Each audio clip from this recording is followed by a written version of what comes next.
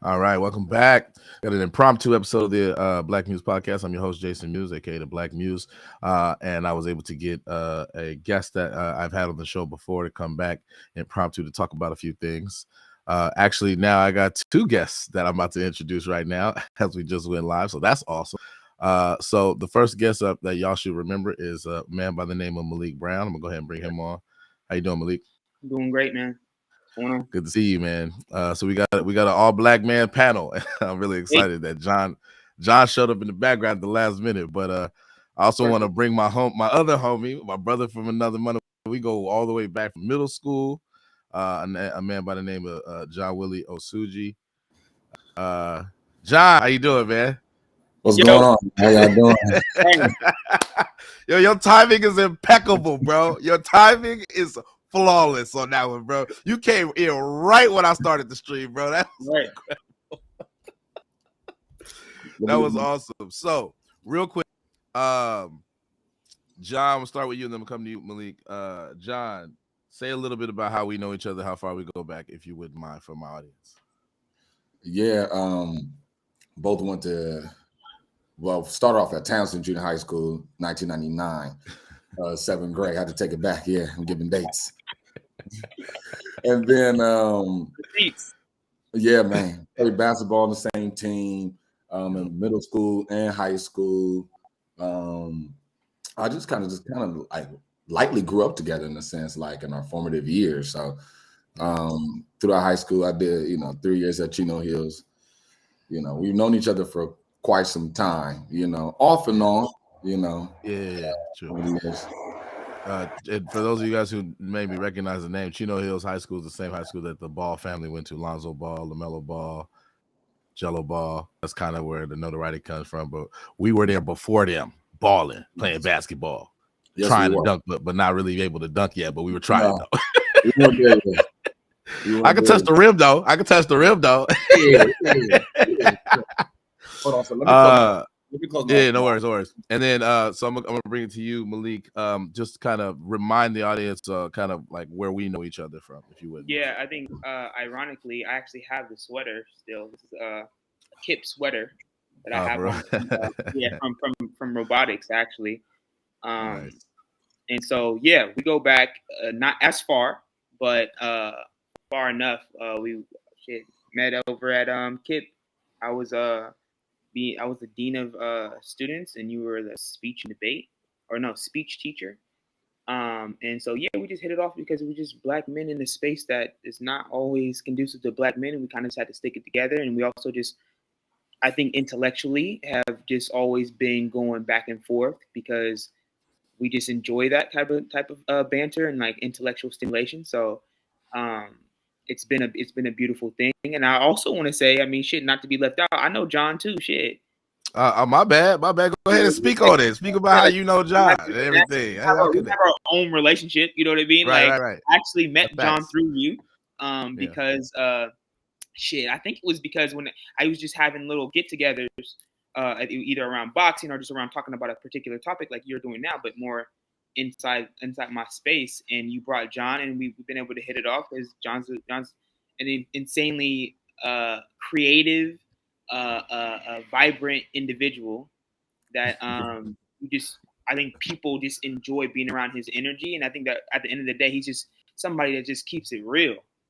And so it's just, again, I think that when black men will find community, you kind of hold on to it, and you don't have to talk to people every day, but you kind of always hold on to like how people make you feel. And so that's why I feel like, collectively, it's nice to see all three of us on this. And John, go ahead and comment on your relationship with Malik, because I didn't mean to leave that out, but thank you for Malik for bringing that, because I do want to hear y'all. Y'all got your own thing going, and that's awesome. Yeah, just the vibes and just connecting. We met at a Mexican restaurant over there in the Mission, and it was just totally, had a deep understanding of things that I was trying to get into, and we just kind of blended real well. And I feel like I'm learning from Malik, especially me, who comes from like more of a creative space, shifting into education and doing all of that.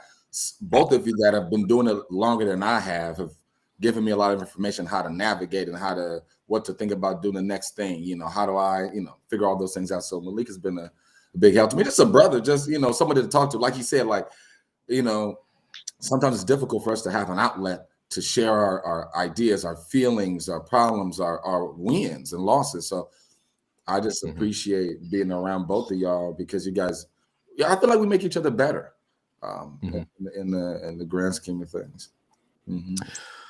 Cool, man. So appreciate that intro. I'm giddy over here because what I really wanted was a panel, and this is the closest thing I'm gonna get to it today, but I'll take it though. I was trying to have like 5 or 6 people, but I got 3 and I'm cool with that. I'm totally cool with that. And I think that the fact that we're all black males and we're coming to it from that perspective is going to be nice to see both where we align, but also kind of where we maybe disagree on the few topics we'll talk about. John, just to fill you in real quick, we're going to start with the music video thing that you are expecting that you know about, but we're also going to go into other current events topics, and we're going to do as many as we can before Malik has to go in about 75 minutes or so. And then you're welcome to chime in on anything. I have video clips ready and like news stories to show y'all, so it's a little bit easier for y'all. But if y'all want to do a quick little Google search and find something and share it, just let me know and we can do that. It's going to be pretty informal. We're just talking like brothers, kind of like we always do when we have our conversations off camera. But that's how we want to do it. Is that cool with everybody? That's wonderful. Ooh, that's wonderful. All right. So that brings us to the first story. So the first thing that I want us to all chime in on, and what I'm going to do is I'm going to summarize it, then I'm going to play the video while we're going to be like at the bottom. The video is going to play off of us, and then I'm going to kind of just let it play a little bit, like almost all the way through, and then we're going to like stop it and then talk about it. And we can also go back and like pinpoint specific parts and talk about, the subliminal messaging or whatever you want to talk about. So that's how we're going to do it. Is that cool, everybody? Yep. All right, for sure.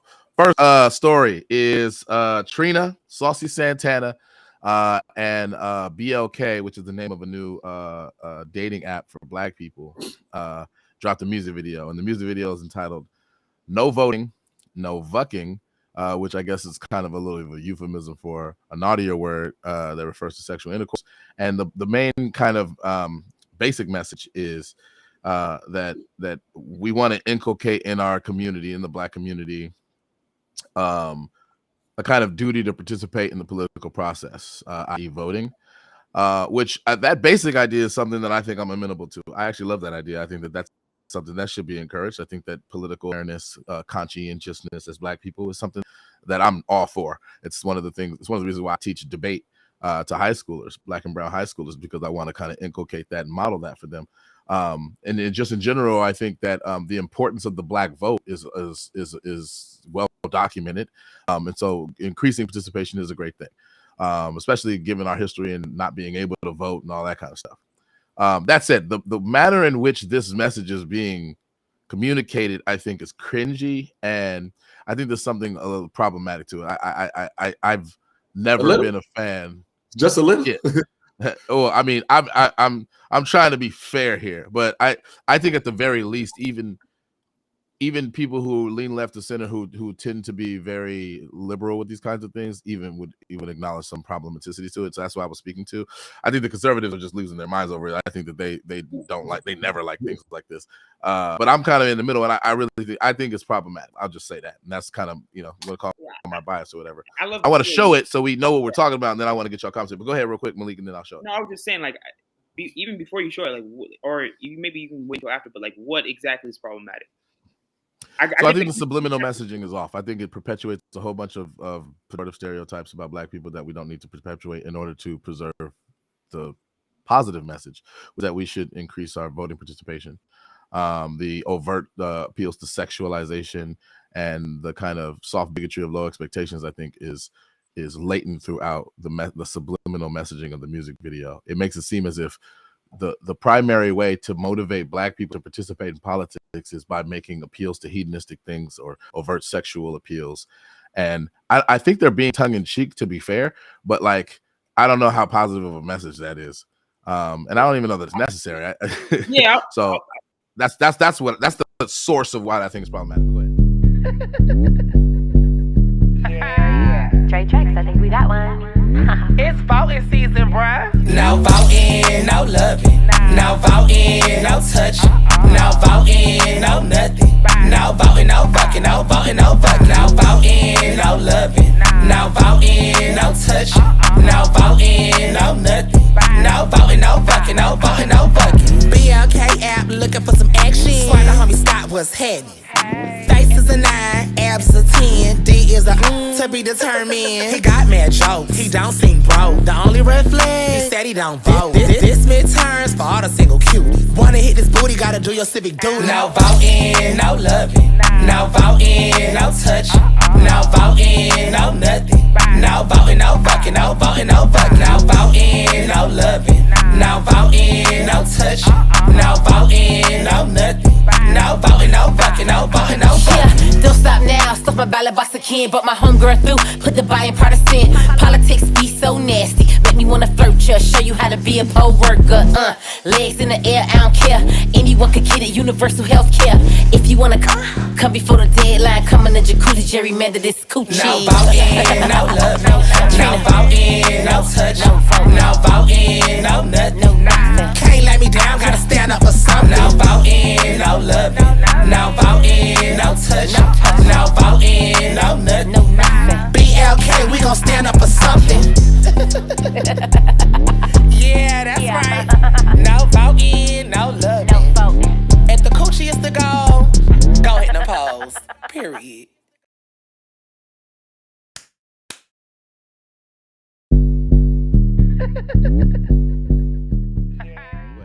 No, I was just thinking like what is like? First of all, it's a dating app, right? Mm-hmm. So, because my whole thing is, let's not talk about it like it's to all black people. It's not to my uncle that's freaking 65 years old, that's in Georgia, that's happily married with fucking 4 kids. It's not the target audience, right? And then also, also, what if it's a music video, it's a rap video. So to bring up the idea of that it's over sexualizing or doing X, Y, and Z. First of all, we're talking about Trina. I don't know who the other guy is, but I know Trina. Okay, because it's slip and slide, take it to the house. Okay, mm-hmm. She's been on that tip since forever. So yeah. So she's no any more problematic than she was than she is now.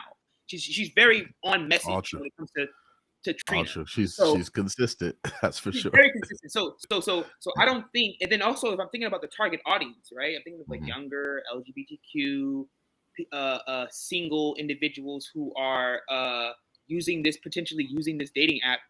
It seems like it's very on message, right? It's not too, and also it's not just to black people, right? It's not to just black people. It's just using black people, but it's not just for black people. Primarily to black people.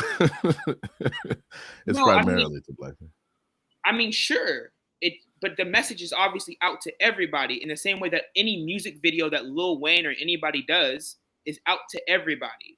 And so my thing is like, I don't know what kind of standard, like just because it has a political tinge to it, I don't know if we need to now bring up the standard of like, oh, but now all of a sudden it's hella like problematic for the black community because we're over sexualizing and we're making it seem like, oh, all we do is like do hedonistic type acts and stuff like that. That's always in every music video. So I don't really understand just because before y'all play it, before y'all play it.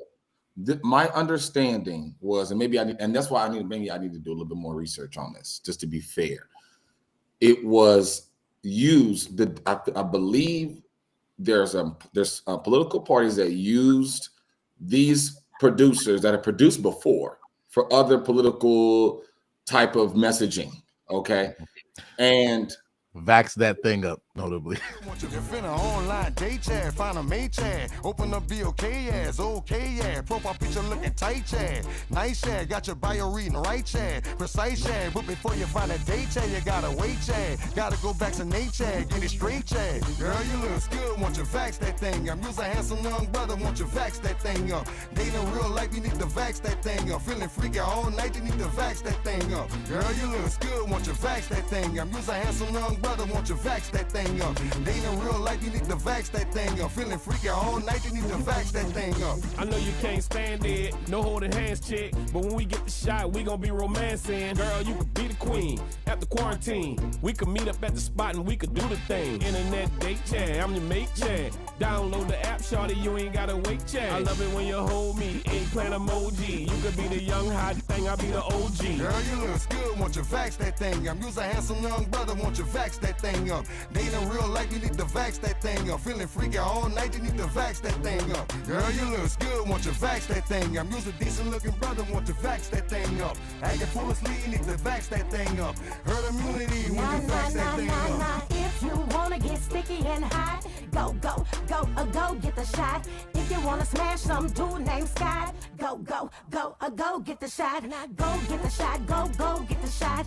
BLK says go get the shot. You wanna smash with Scott, smash with Scott. BLK says go get the shot. Oh yeah, so no vaccinations for black people.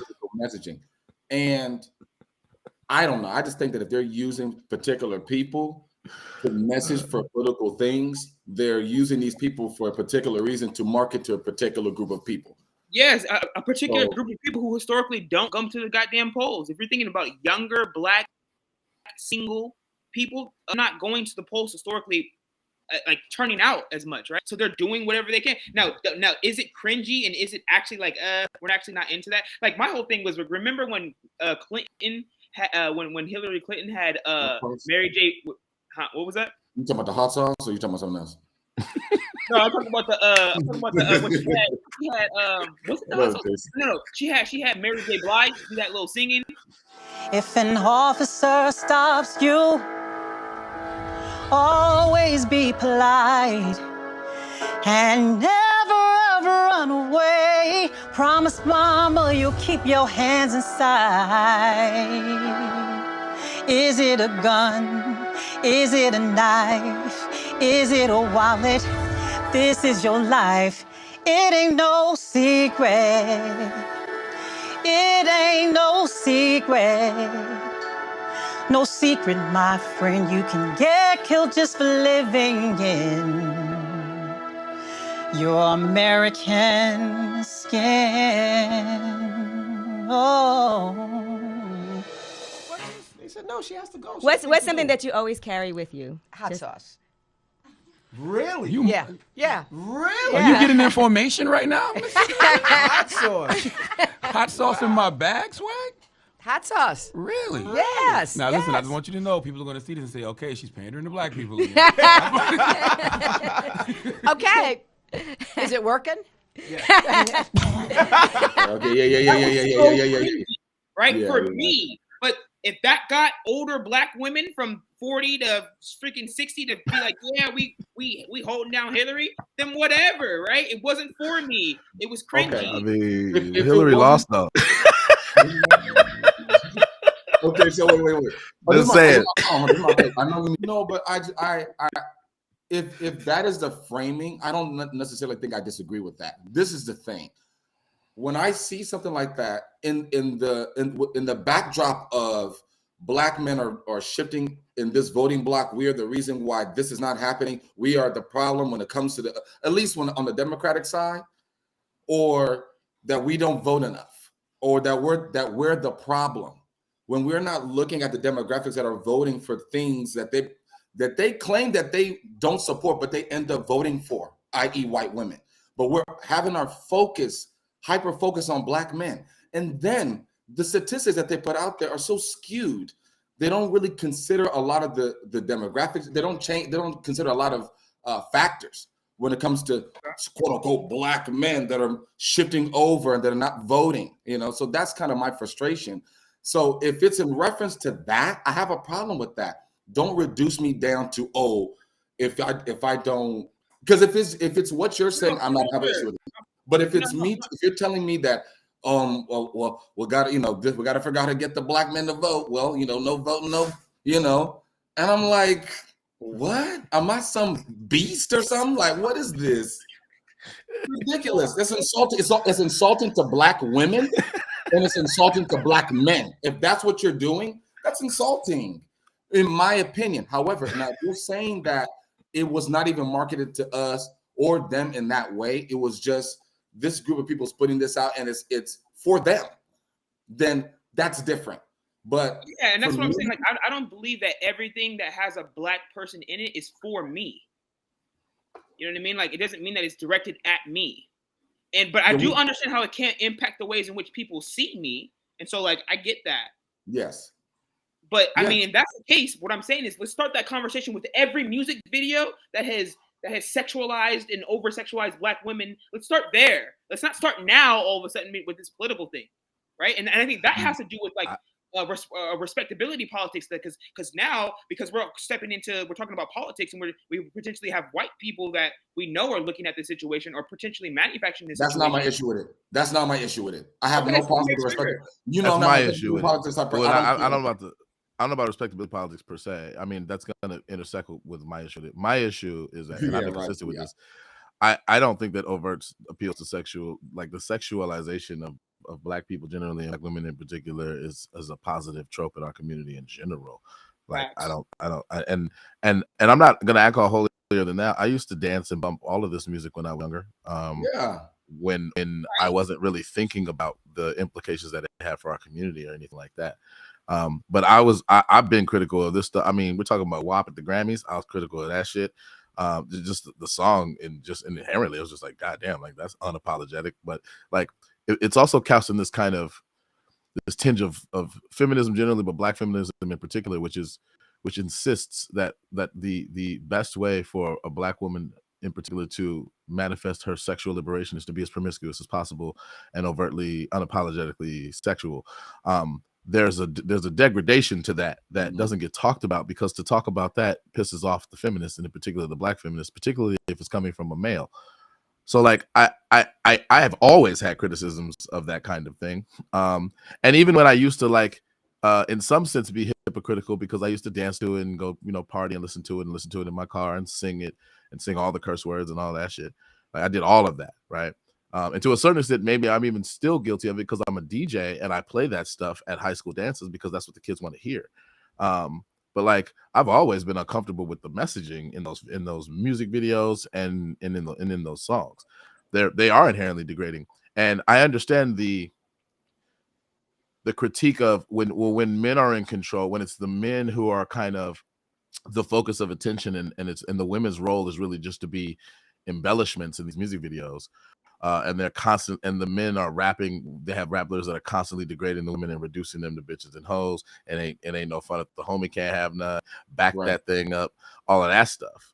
Like I get that critique, and so women want to be like, well, we're in control of our bodies, and so we can be all of that stuff, and we don't need no man involved. It's like I understand partly how that can, by comparison to the first thing, be better, but there's like. It's possible to degrade oneself, even though you're in control. It's to a certain extent, it's still possible to degrade oneself. And so I think that needs to be a part of this as well. Trina has always been one of the figures that I would use as a poster child for this kind of thing, but not just her. I mean, you have Nicki Minaj to a certain extent. You have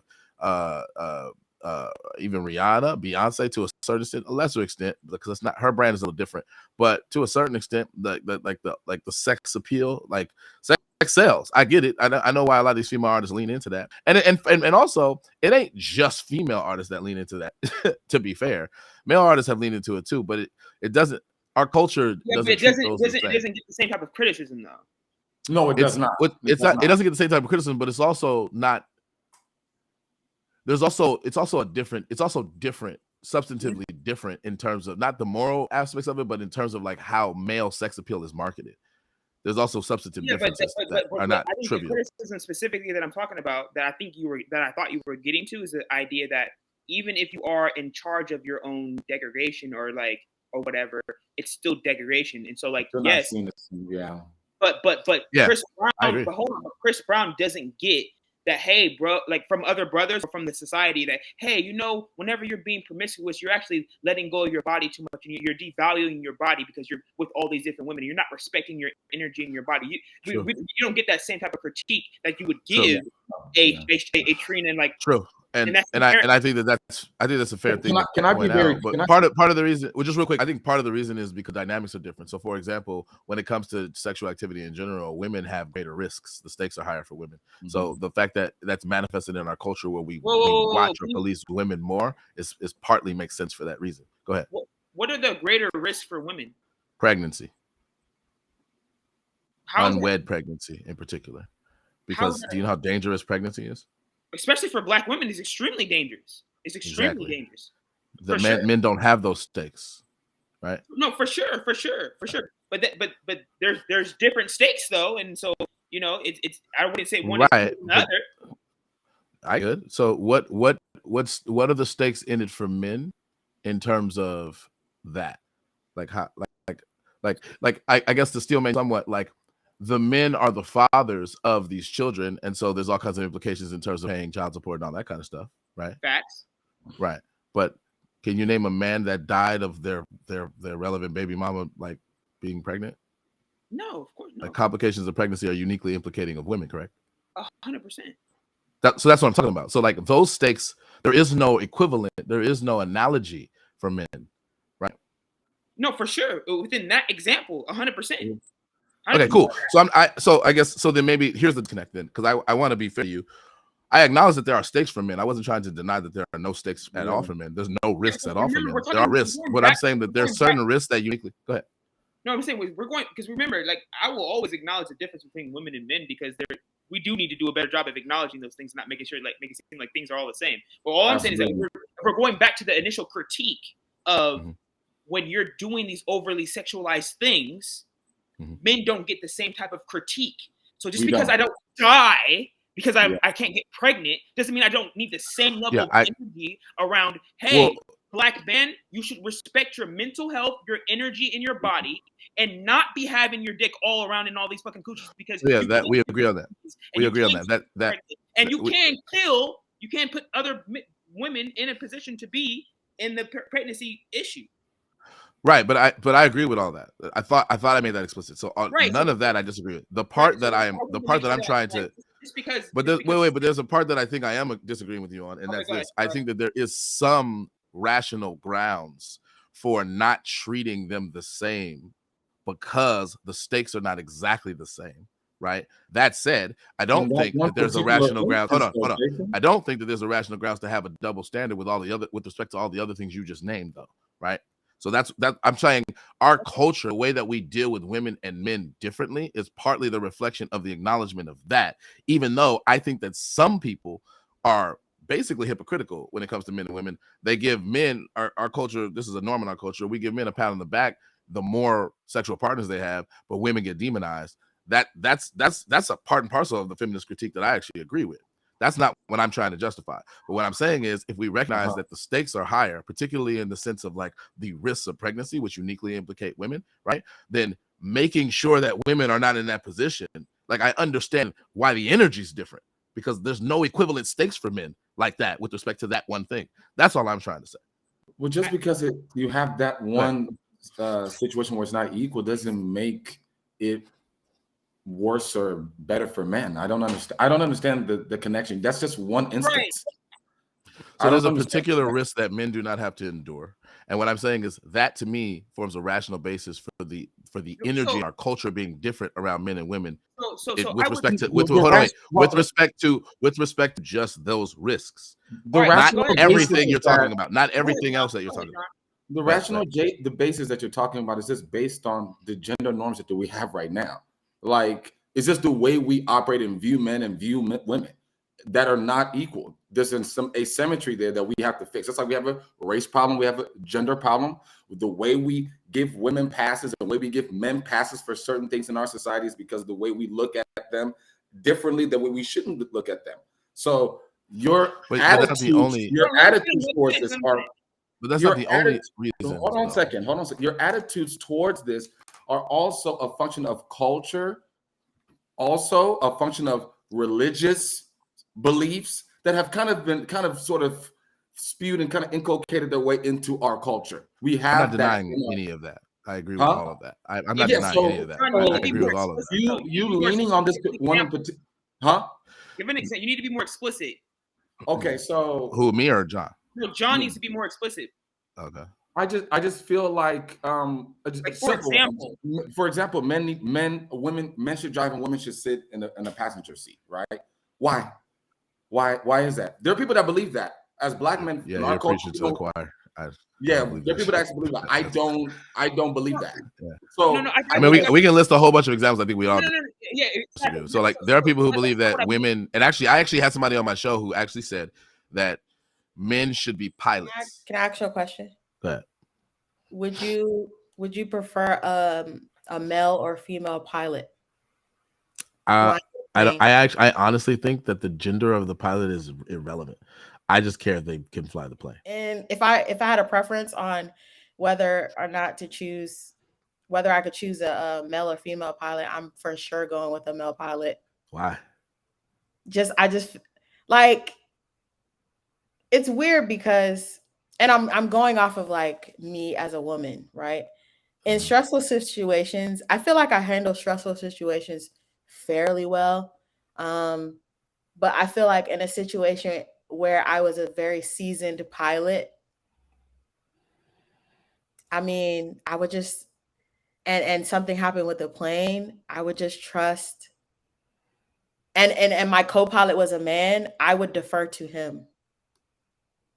I think in some spaces women can be leaders, but I mean, I prefer men to be leaders. What they're doing. Yeah, they know what they're doing. Like, what about a female president? You don't think we have a female president?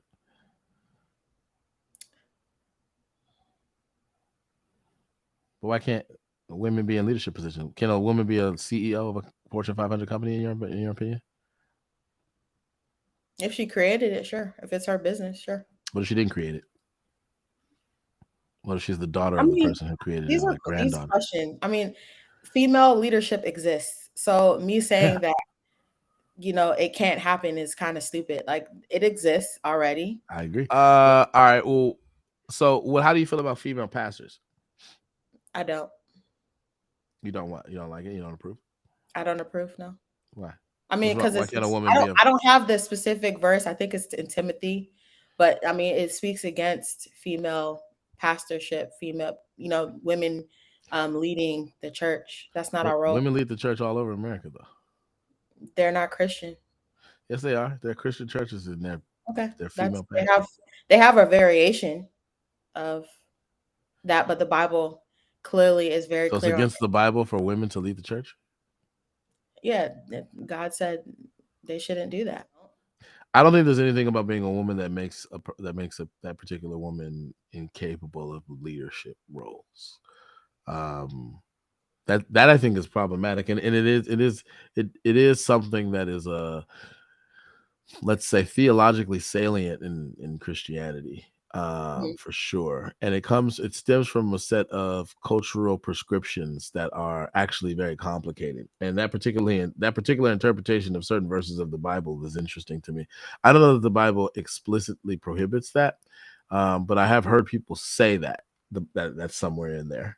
I've heard a lot of people say a lot of things are in the Bible that I don't think are in there, but whatever. Yeah. I'm not a biblical expert, but me neither. I do think that the idea that women are somehow, in virtue of the fact that they're women and for no other reason, not capable or as capable of being in leadership roles as men is a deeply problematic view. And I think the feminists have a point to criticize that kind of thing. I think men on average are more can handle stressful situations a little better than women.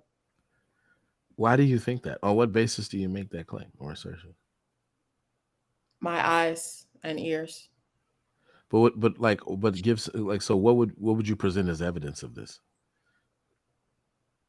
Are there studies you can cite, or are you just saying like in your lifetime the men in your world have by some metric? So that's one thing I hate doing, like the studies. Like, I get that, science is important when it comes to like having a theory, testing it out, drawing, seeing the results, drawing a conclusion. I get that. But sometimes things are just common sense, right? Like, and all you have to do is just look at what's happening in front of you. If you have women who can control their emotions and do whatever the things that you think a person needs to do to be a good pilot, and you admit that they exist, and they are applying for the job, why does it have to be true that there are no men left before you'll give them an opportunity when they're just as capable by your own standards as doing what you think the men are better at? She actually argued that. I think, John, you might have seen. I have another one and this is on the other side. That men should be in positions of leadership, no, but John, like running the church or being the that president. Was on topic around what we were talking about whether or not about the idea around the sexual promiscuity and the ways in which we hold each other accountable for the implications that come. I mean, simple, just in general, like just like you just said, like the way we look at men, when men are having or being with more than one woman or man or whatever, we celebrate that, and that's okay. Even the way we interact with each other interpersonally, right? Even the way we interact with each other personally is really interesting, you know. And okay, go ahead, John. Go ahead. My bad. I didn't mean to cut you off. Go ahead. I want you to finish. So I guess what I was trying to go with this, that I was feeling what you were coming from, is that I want to first respond to Muse. So Muse, I don't think that it's just because the stakes are different that's the reason why we treat them differently. I think that that's not what I was saying. I know. I'm just saying. I think that we should treat women and men differently around a similar topic just because they are different. Like literally just because they are different. Like not because women can actually get pregnant and die and men can't. There's different expressions of their own type of trauma. Hold on. Let me finish. And so like I was trying to connect that to what John was saying around the cultural implications of it. So for example, when women have the propensity to get pregnant and therefore the propensity, especially Black women within our society, die at 4 times the rate of white women in pregnancy and childbirth. But if I'm coming from a cultural perspective that is outside of the Western perspective, I don't see that as just being a woman's problem. I see that as being the man and the woman's problem. Because if that's my wife, or because that's another assumption in the different, that if that's my wife, that I would be also, she would die and I'd be losing my wife and I'd be losing my child. You know what I mean? So like the implications on it would be different. And what I'm saying is that you'd have a situation where there's no need to play the oppression Olympics on, we die. No, it doesn't matter. It's a very important situation. We need to be addressing our boys and our girls appropriately because there are high-ass stakes. It's not an individual thing. It's a communal thing. And that's my point right there. But I feel like John is getting ready to say is that this issue is a communal one. It's not one that's an individual. This is a woman's thing and this is a men's thing. It's like, yes, because we have freaking different autonomy and we have different things of doing things, they should be used differently, but it's ultimately I feel like I feel like you guys are misunderstanding what I'm saying, and probably it's because I didn't articulate it that well, and I'll own that. But like, I wasn't trying to do anything with respect to oppression Olympics or compare men to women in that way. That wasn't what I was trying to say. What I was trying to know was a particular nuance that I think justifies the difference of energy when it comes to the difference of energy is a reflection or it can be a reflection of the difference in risk. And I tried to name the difference in risk. That's a particular difference in risk between men and women that I think is undeniable. So wait, but let me finish. That's not the same thing as saying that having the pretty well-known double standard between allowing men to be sexually promiscuous and not allowing women to be sexually promiscuous is itself justified. I don't think that's justified. I think for the very reasons that you guys are now pointing out, which is that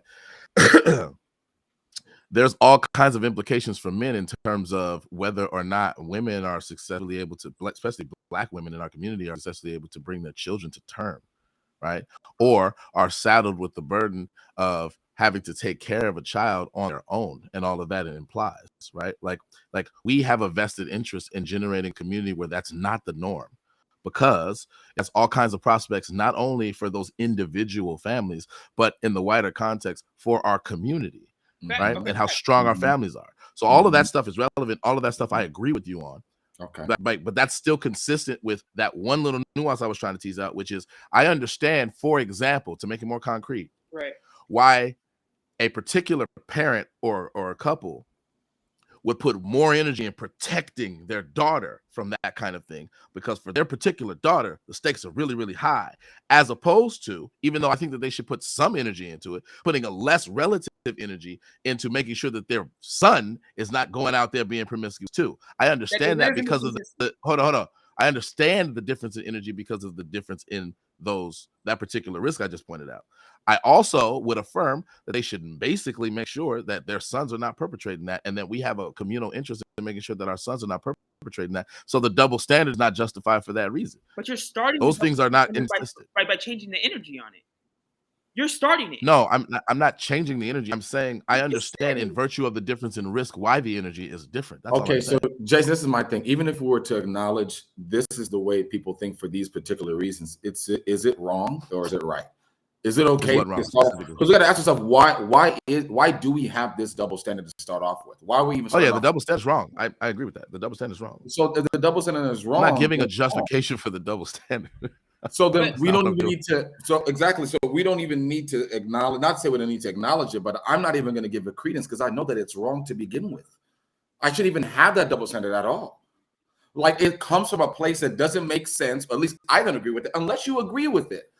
Unless you agree with that double standard, I don't agree about it. To me, that Jason, to a certain extent, what he says that he understands, at least what I'm hearing, is that he understands the reason why, if I'm a couple and I have a daughter and I have a son, why I would put so much more energy towards making sure that she's not engaging in this promiscuous or like being able to respect her body and X, Y, and Z versus the son. And what I'm saying is that for me, when you put this much energy into that and you put this much energy into the son, you're creating the double standard to begin with. And that's wrong. And I'm saying also, before you even got there, you already had a double standard in your head already about what it means to be a woman, what it means to be a man. And all but how do you treat different levels of risk then? Like if you have something that's more riskier than something else, what is the right way to treat those? Can I ask you a question? Go ahead. Are STDs not risky? Because it is. Okay. If I have a son, I'm worried about that. That's something I'm concerned about. And I think it's something I should be concerned about just as much as that too, because that can affect his life forever, depending on what it is, right? So I mean, you should care for sure. Why would I give that? You know what I'm saying? Like, also, if my son gets a girl pregnant and she dies or she whatever, and it's not the right woman, that's going to impact his. That's going to impact him as well too. You guys are preaching to the choir. That's what I'm saying. That's why it feels like we're playing oppression Olympics on it. Yeah.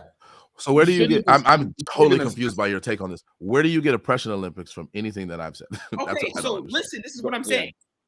I'm saying that if you choose to say that the little girl, the daughter, she has to give this much energy towards her promiscuity and make sure she's doing right with her body, but the son gets this down here. You're That's not what I said. I said I understand why, in fact, parents do this because part of why they do it, part of what motivates it is the acknowledgement of the difference in the risk that I named already. That's what I said. I didn't justify it. I didn't say that they should do it. I'm not advocating for it. I'm saying I understand it. That's what I'm saying. All right. And so that difference. Go ahead. What I'm saying is this: is that if you have categories and not just levels. So if we can say that. The idea of respecting your body and making sure that you're not just out here doing whatever and having unsafe sex is a category in itself of life changing.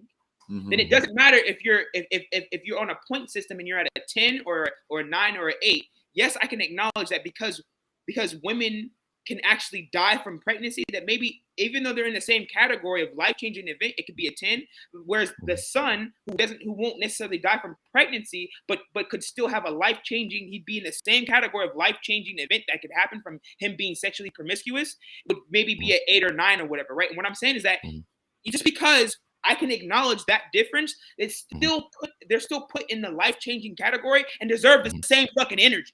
I just feel like these are latent. Well, I don't know that they deserve the same. Okay, so where I disagree slightly, right? But if you recognize that there are levels in terms of the impacts, then you're already conceding what I was about to point out, which is that it doesn't make sense to treat them exactly the same if you're already acknowledging that difference. That's what I'm saying.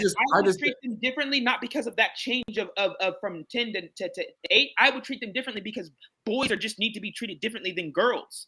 Period. Yeah. Okay, but but that's not acknowledging what I'm trying to get. So, okay, here's where we agree. I would word what I think you're trying to say differently. What I would say is they're both really fucking important, mostly because they're both really fucking related, right? Like the way that the means by which women get pregnant is because some guy somewhere impregnated her some way, right? Like how did the sperm get there? Like it had to have gotten there by some dude somewhere, right? So like I get that, and that's one of the reasons why it's connected to the issue. I'm not denying that either. But what I'm saying is the person who is taking on the risk, right? The ultimate risk of dying of child complications, right, is not going to be the man ever. It's always going to be the woman. That's a unique challenge that the woman has. And all I'm saying, all I'm trying to point out is if you recognize that and how unique that is to women, then I understand why you would, as a parent who can't control every single thing that their kids do, would prioritize, if this is kind of like the same mentality as triage, but would prioritize making sure that doesn't happen to your daughter over, even though it's still important, even though you still should do it, over making sure your son is not going out there putting his thing everywhere. You should do both. I already acknowledge that. But what I'm saying is I understand the difference in energy because the difference in risks, right? I don't think that's even if your son is getting STDs, I don't even know that he is that. Is he as likely to die as a pregnant black woman? I'm not matching them up one to one. Oppression Olympics. Yeah, I'm not matching them up one to one. But it's not about oppression. It's about risk. I just think this comes from latent beliefs that we need to protect women for X, Y, and Z reasons because they are subject to all kinds of things in society, and we need to protect them and coddle them. And I don't think we should be thinking like that. And I think this is where a lot of these ideas come from. And it has. I don't think it's because of what you're saying. I don't believe. Sorry. Just clarify. You don't think we should protect our women? I think we should protect women, but I think that this. I also think we should protect our men and boys too. That's all. Exactly. I agree. But do women have unique vulnerabilities that men don't have? And also, black men have. And one of those unique vulnerabilities is what? Huh? Wait, hold on. And one of those unique vulnerabilities. Thank you. That's what I'm saying. That's all I'm saying. We're all saying that, Jason. I'm just saying okay. But then why are you not acknowledging the? I am acknowledging. You acknowledge the uniqueness of the danger for women. But then why are you not acknowledging the rational basis for treating them differently in virtue of that? That's what I don't understand. Oh, that's because I feel like because they're so integrated, and because that's not the reason why. Just because something is like you have a higher risk for something, or like not just higher risk, but like it's more detrimental. I think that I think that has more to do with our society than it does with the idea that we should just treat things differently because they are inherently different. So for example, let me try one more time. This idea just came. Hold on. Let me try one more time. I'll make a quick analogy. Wait. Quick analogy. I want to explain myself. So in the context, and object to it if you don't think it works, but I think it works. In the context of COVID, one of the things that I thought was really reasonable was to prioritize the populations that were most susceptible to dying of COVID, which were the elderly, right? Putting all of that energy into making sure that population got vaccinated first, prioritizing them was rational in virtue of the fact that it had unique risks. And what I'm saying is that same type of logic applies here when it comes to pregnancy in women. That's what I'm trying to say. It's basically triage. But sex is such a huge topic. Like you're talking about it as if you're definitely comparing apples and oranges right now, but I see what you're saying. But the principle of prioritizing the higher risk is a rational one, is what I'm trying to get at. But what I'm saying sex in general, like I'm trying to understand your point. Like you're limiting it to this one particular aspect of the outcome of them having sexual intercourse. I'm saying, no, take it all. I isolated the thing that is the most risky for women that uniquely implicates women. But when have all the other risks that men have on top of that with STDs, the immaturity, the emotional degradation that can have, and all that stuff, all of that applies to men equally as it does to women, right? Yes. But on top of that, they have this unique risk that adds to the other ones. Yes. Right. Yes. Okay. So that's all I'm trying to say. I'm not trying to deny any of the other risks that men and women have. Right. But I don't believe for 1 second the reason why we give more energy to women and treat women in this way, where we feel like we have to overprotect them more than men, is because of what you're saying. I think it's because I don't either. I agree with that. No, in the status quo. No, I agree with that. In the status quo, I don't think that that's the reason why we have these double standards. I think that the reason why we have these double standards is a confluence of what I'm talking about, and also all of the prejudices that we've had in our culture around what men are fit for and what women are fit for. Right? Great. Yeah, we all acknowledge that. But what I'm saying is, I'm trying to go ahead. I also want to acknowledge that there are also, because of how we just acknowledge that setup, that there are also things that women have that they have to take advantage of that men don't. And this is kind of where I'm trying to get away from this whole we need to do this with women and this with men, because on the back end of that, let's talk about, well, what about the emotional stability? Yes. Right? Yes. What about the fact that women are also raised in culture to be able to have friends that they can cry to and be able to express their feelings in X, Y, and Z. So as much as, yes, they have these different risks or stuff, men are also dying at higher rates of suicide, higher rates of depression, higher rates of a whole bunch of different fucking shit at an early age. But again, it's not about me just pointing that out just to say, oh, well, men are dying from this and then women are dying from this. It's like, no, nigga, that's why we need to do the same. But how's that linked to sex though? If I have an STD and I feel like I can't even tell my partners and I'm going to suffer in silence, right? Or if I'm dealing with a baby mama that there's a whole bunch of different reasons why you're. That's what I'm saying. The sexing is such a big topic. It's not fair to limit it to that one thing. And I'm not saying you're doing that. I'm not saying you're doing that, Jason. But when there's so many consequences to engaging in intercourse. There's so many. Especially engaging at a young age. One of the big umbrellas on it is mental health. The ways in which you decide how you engage around your body, your promiscuity, and how you treat your body is connected to your mental health. And men don't have the same safeguards that women do for mental health. Boom. Okay. So at the end of the day, you need to approach your son with the same level of energy you're approaching your daughter around respecting their bodies, because they're human beings. Period. Yes. Okay. And that's it. I think that you should teach both your son and your daughter, which I've already acknowledged several times. I think you should tell your daughter the importance of respecting your body. That's obvious. Not prioritize the woman over the daughter over the son, because you're beginning the process of your son seeing that and saying, well, my mental health is not as important. My body's not as important. So then would you say that because it's true that generally speaking, anyone could die of COVID, that we shouldn't have prioritized the elderly because first of all, everybody's equal and it's equally as important? Because it's not. Okay, what's wrong with the analogy?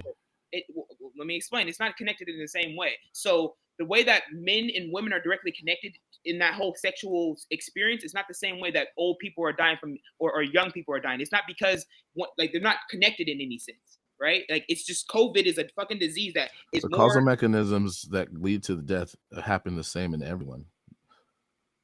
Everyone who gets COVID.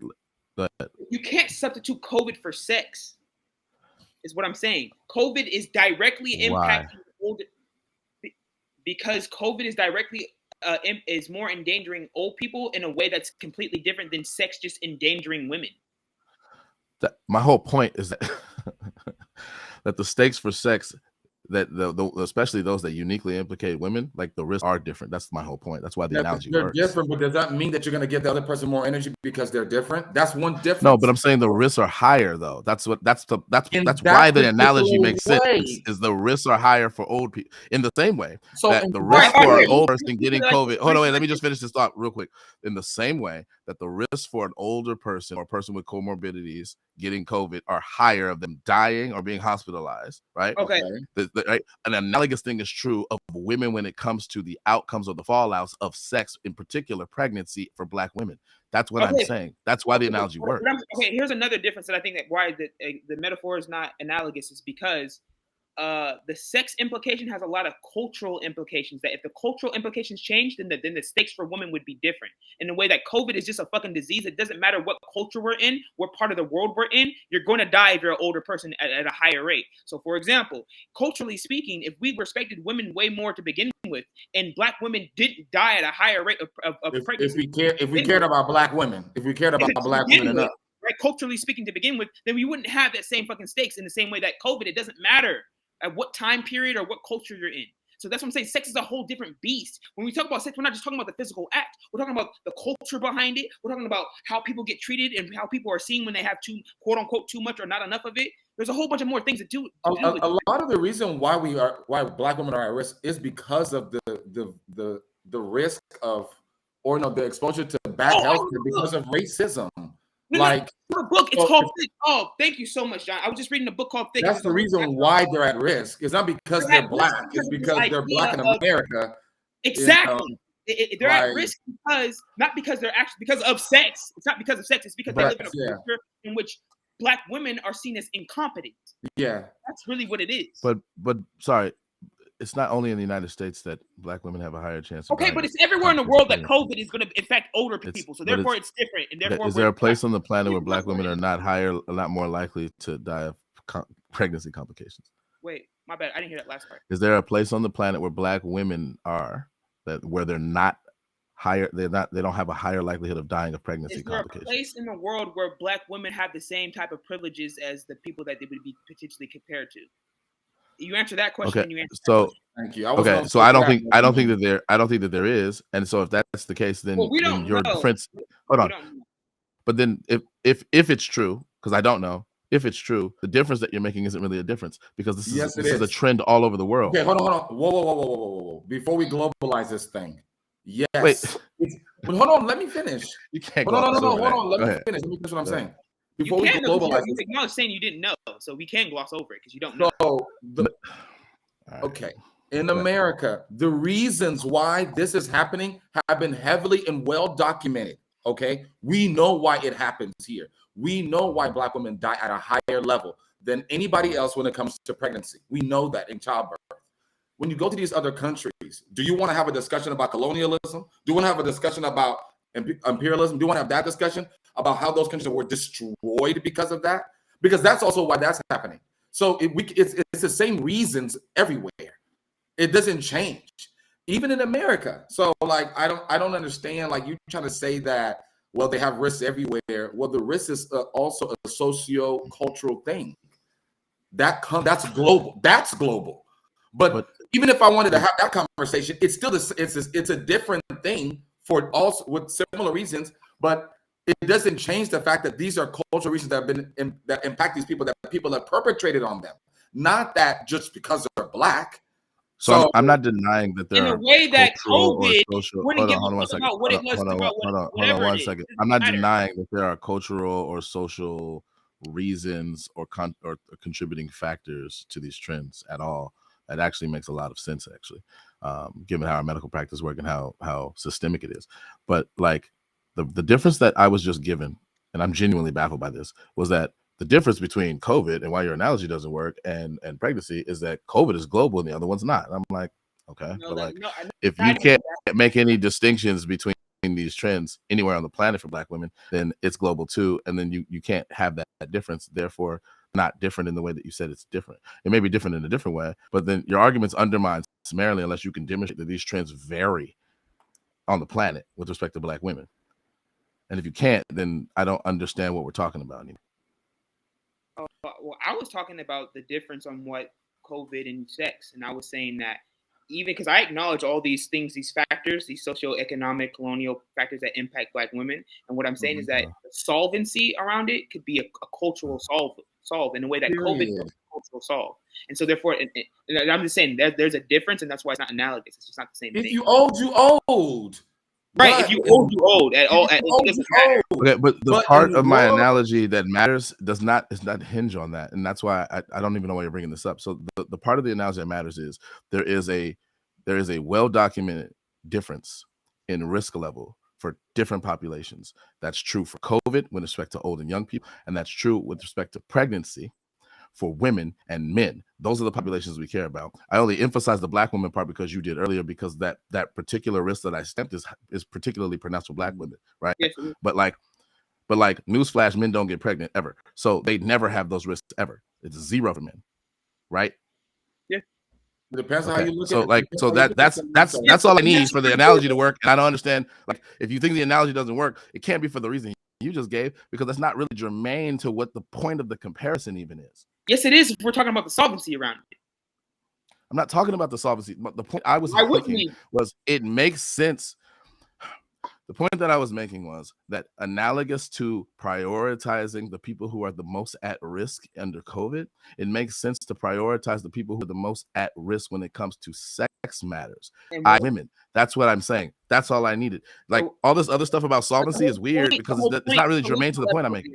It's 11:11 over here, so I'm about to make an angel point.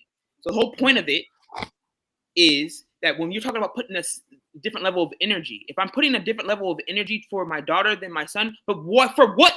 It's because I want to solve something. The risk. It's because no, it's not just because the risk. It's because I want to solve something. I want to actually make sure that something doesn't happen, right? And so what I'm saying, if I'm actually in a sincere way invested in solving the issues that come from all the things that we just brought up from men and women, for my daughter and my son, what I'm saying is that I need to give. Wait, sorry, I gotta stop you right there. I actually don't. Your point that you're trying to solve something doesn't make sense. You're actually trying to prevent something from happening. You're not trying to solve a problem that's already happened. Well, if I'm raising my children, I'm trying to solve something. Okay, with respect to the risk of pregnancy, if your daughter's not pregnant yet, you're not trying to solve the fact that she's pregnant. You're trying to prevent her from getting pregnant. No. And the idea is that she's my daughter, who's going to be a black daughter, would be coming into a society that is already giving her images around what she is, what she's not. Okay, and what she can be. And I'm solving that issue by letting her know. Okay, fair enough. I agree with that. But what you're not solving is the risk. So that's not germane to the risk that I'm stamping. We're talking about the risk involved with sex generally, and I'm stamping one of the highest pronounced one for women, which is complication. I've been doing that consistently. You're not solving that by trying to prevent her from getting into that situation in the first place by raising her in such and such a way. You're trying to prevent that, right? Okay. This is my belief. I just think that no. Even that doesn't make. Go ahead. This is the thing. The issue for me, I think, maybe I'm wrong. It's not about the risk of pregnancy or the risk of death in pregnancy or childbirth. I just think the main issue is folks don't want the frustration and embarrassment of a child or a younger getting pregnant outside of marriage. It's more of a social thing. It's less about the health of the child. For me, I don't think it's about ultimately putting. It doesn't matter how much energy I put into my daughter. Ultimately, if she gets pregnant, even responsibly at 28, she can still die at 4 times a higher rate because of childbirth complication shit because she's black. It doesn't change. Right. Where's the whole point of putting more energy towards one or the other? It does change. Sorry. But the risk are compounded if she has sex and gets pregnant out of wedlock with no support, right? Which is so funny because hold on. Wait. Which is so funny to me that we give so much energy. Wait. What? Wait. It's so funny to me that you say that we give so much energy to this woman, but then we're not going to give that same energy to the man for what? Right. It just doesn't make any sense. But then when she's on her own, it's like, oh well, that's another factor. That's why we need to talk about it collectively as one. That's what I'm saying. You're making these individual when they go together. It would give just so funny it would give the same energy despite the difference in risk. Is the point I'm hearing? Correct. The risk affects everyone. It should affect everyone, which is. I agree. I agree that I agree that there are wider implications than just the particular individuals involved. I give you that, right? Because we're talking about communities, we're talking about systems, we're talking about society. I give you that, right? That's one of the biggest reasons why the conservative types put such an emphasis on the family, because that's at least one way of recognizing that there are wider implications than just the individuals. I give you that. That's all true. Nothing I've said should be misconstrued to deny any of that. But what I'm genuinely stuck on is that you're recognizing like almost undeniable differences in risk associated between men generally, right? Mm-hmm. And yet you're saying we should have the exact same energy, even though you acknowledge the difference in risk, and that just it's weird to me because we wouldn't apply that same logic in any other situation. In any other situation when we recognize differences in risk, like we adjust our approach to those things accordingly. For sure. But in this one instance, we have to treat them the same. Wow. I don't understand that. I want to make sure that we understand that. I'm not saying that we should treat them. I've been saying, and I'm glad this is recorded. I've been saying in the beginning that I feel like we should treat them differently because they are different, not because of the risk factor being different. I've been saying that men are just different. But that's part of the difference, though. No, it's not putting more energy into it, though. You're putting the same amount of energy. You're just treating it differently. The hell is wrong with you? Like, I don't know what that means then. Okay, same energy but different energy. Like, what? That's if it's fine. the same, how is it different, bro? I guess. Well, I don't how know. about this? How about I guess this? all you I need. have a All fucking right, cactus in my house. here's where I agree with you. Here's where I agree with you. I'm gonna say this. Wait, real quick. Here's where I agree with you. What I think you mean is that they're both important. That's what you mean, and I agree with that. No, I don't need you to tell me what I mean. Let me tell you what I mean. Okay, well then you tell me what you mean, because I have a cactus in my house right now. Okay, right. Then I have a succulent, a freaking snake plant in my house. Okay, I want both of them equally to grow, but they require different shit. I'm putting the same level of energy into it, but I'm treating them differently. Done. You're putting the same level of energy into it. You're treating them different. So they're both important to you. Yes. Okay. That's what I thought you meant the whole time. Okay, so that makes sense to me. But like, as long as you're treating them differently, you're not treating them the same. So like, you can't have ways. Wait, just because I'm treating them differently doesn't mean that I'm putting different levels of energy into them, though. Is what I'm saying. Yeah. Like, so by which you mean prior levels of like they're both important to you. That's what you mean. Yeah, they both deserve to live. That's what you mean by energy. Okay. So therefore, I'm prioritizing one or the other one, but I'm treating them differently. Okay, fair enough. So then I just agree with that. So like I wouldn't say that like my son is less valuable than my daughter or some shit like that. Like they're both really, really important to me. They're both my children, right? Like, so I want them both to be nurtured. I want them both to grow. I want them both to respect themselves sexually, right? That's roughly enough saying with the plants, right? Is that fair? Yes. So I agree with that. I agree with that. Hold on. So for example, though, the succulent is a little bit more prone to fucking like it. The cactus is gonna make it, nigga. Like the cactus is gonna make it. It's gonna right. The succulent's a little bit whatever. So I have to I acknowledge that, but it doesn't mean that I'm the risks are different. Yes. Go ahead. But it doesn't mean that I'm putting just because the succulent is not the succulent is a little bit more prone to fucking climate change or whatever. Doesn't mean that I'm putting more energy into it. It does mean that you'll watch it a little closer, right? Huh? It does mean you'll watch it a little closer, right? It means that I'm going to do a whole bunch of different things differently. Well, that's what I'm. Okay, so then to me, this is just a difference in words. Because it doesn't mean that I'm. So listen. So for example, I talk to both of my fucking plants. Like I encourage them in the whole shit, right? Right. The fucking succulent literally has to be in a little bit more shade. You know what I mean? Whatever it is they actually need, I'm meeting them where their need is. And I think that what John was trying to say in the beginning, which I agreed with, is that what we do with men and women is that in acknowledging, first of all, we're acknowledging quote unquote the woman issues out of a sense of male superiority. That's the first point that John was not necessarily. Hold on. Let me just finish what I'm saying, and then you can say what you want to say, right? But the second point is I feel like whenever we go about this difference of like prioritizing women, because there's always gonna be around sex with women anyway, because again, men are insecure about that shit. But whenever we do that shit, we forget that your son is just as emotional and just as prone to fucking bad things happening to them, and we forget to hold to put the same level of energy with our sons. And so what I'm saying is it'd be the same as me saying just because that cactus is more resilient, I don't talk to it, I don't encourage it, I don't do those extra things to it because the other one is just way more sensitive and prone to what's happening. Yeah, I agree with that. What's happening when you say that? You start off a conversation saying, "Well, I understand why a family would put more energy towards a daughter than the son," and that's the problem that I'm saying is you're creating that double standard when we begin. Okay, but that would, so what I meant by that would be analogous to saying I understand why you would watch your succulent more closely than you would watch your cactus, and which you acknowledge was a reasonable thing to do, correct? Because the risks are different, correct? Yeah, but I don't think that I'm watching. No, but I'm trying to identify something. We've been talking past each other because you've been talking past each other because what I thought you meant by different energy, right? I thinking you treat them differently in accordance with their needs. That's what I meant by difference of energy. But what you mean is like equality of importance. Like I'm gonna treat them differently in accordance with their needs, but the reason why is because they're both important to me. And we've been talking past each other. And also because they're different.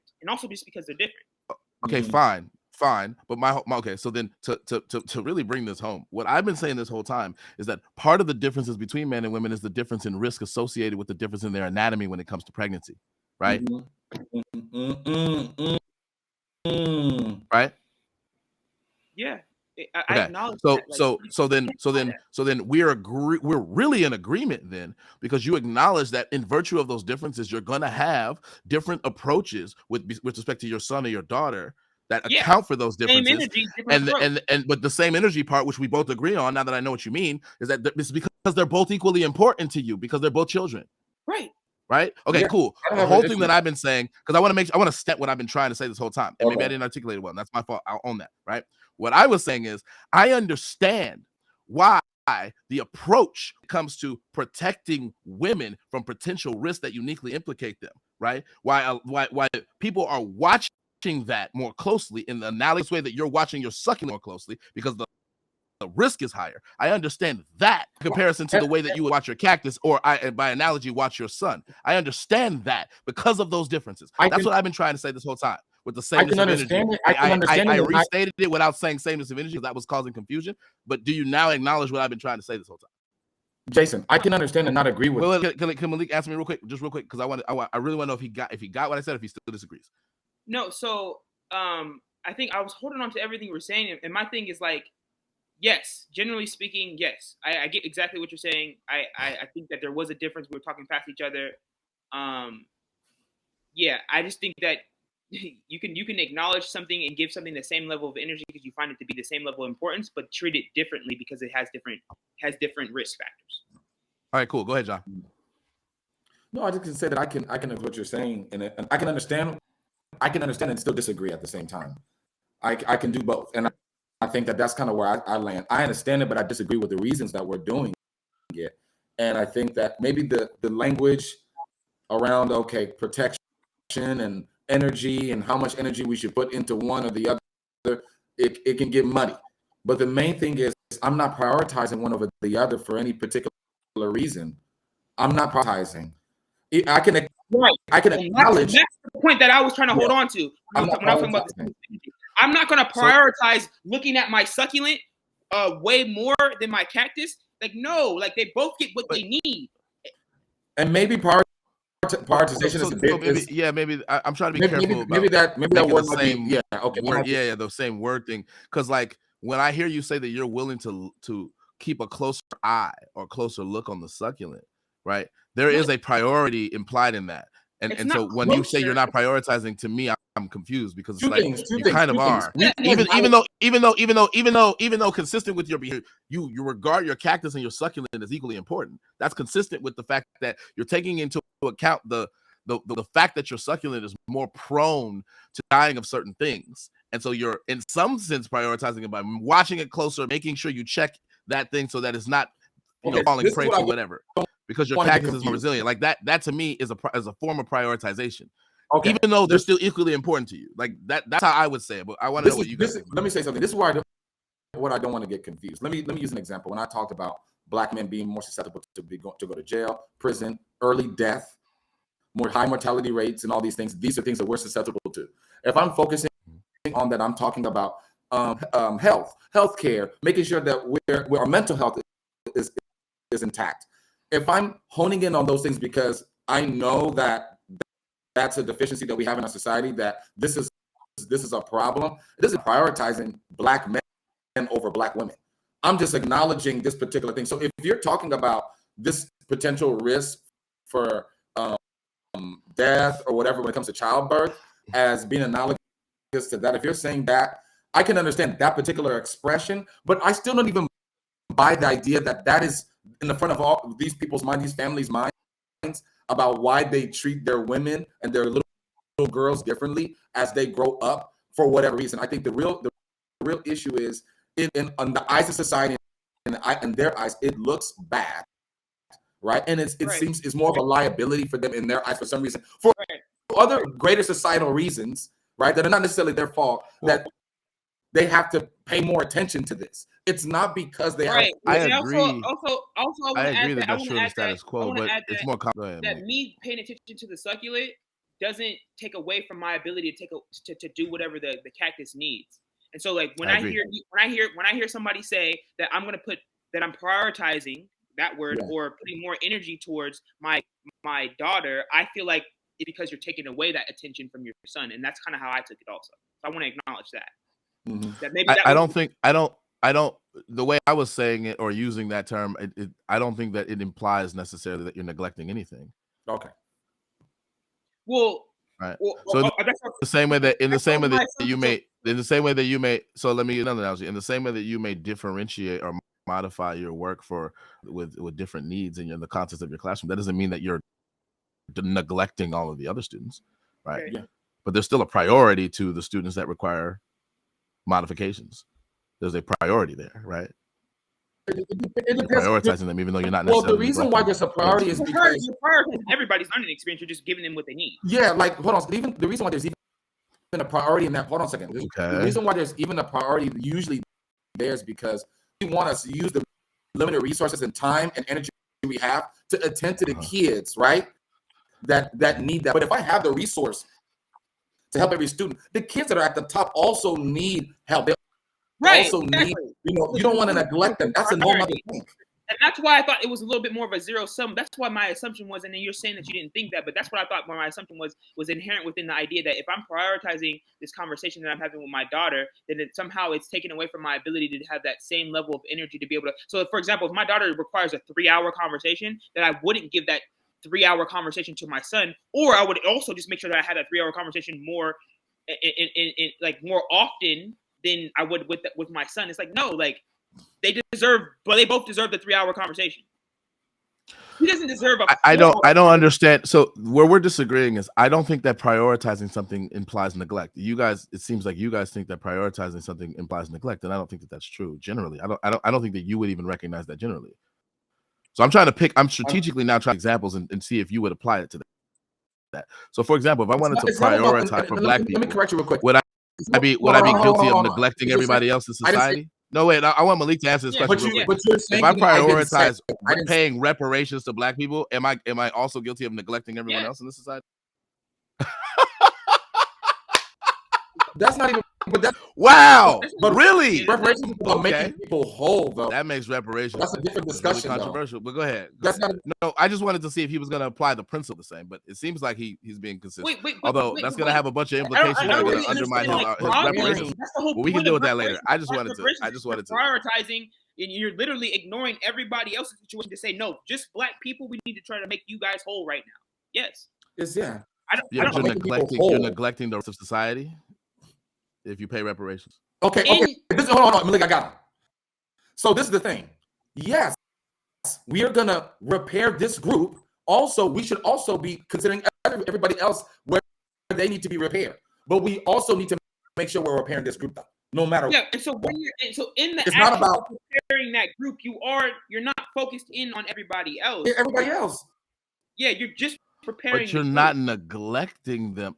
Like if.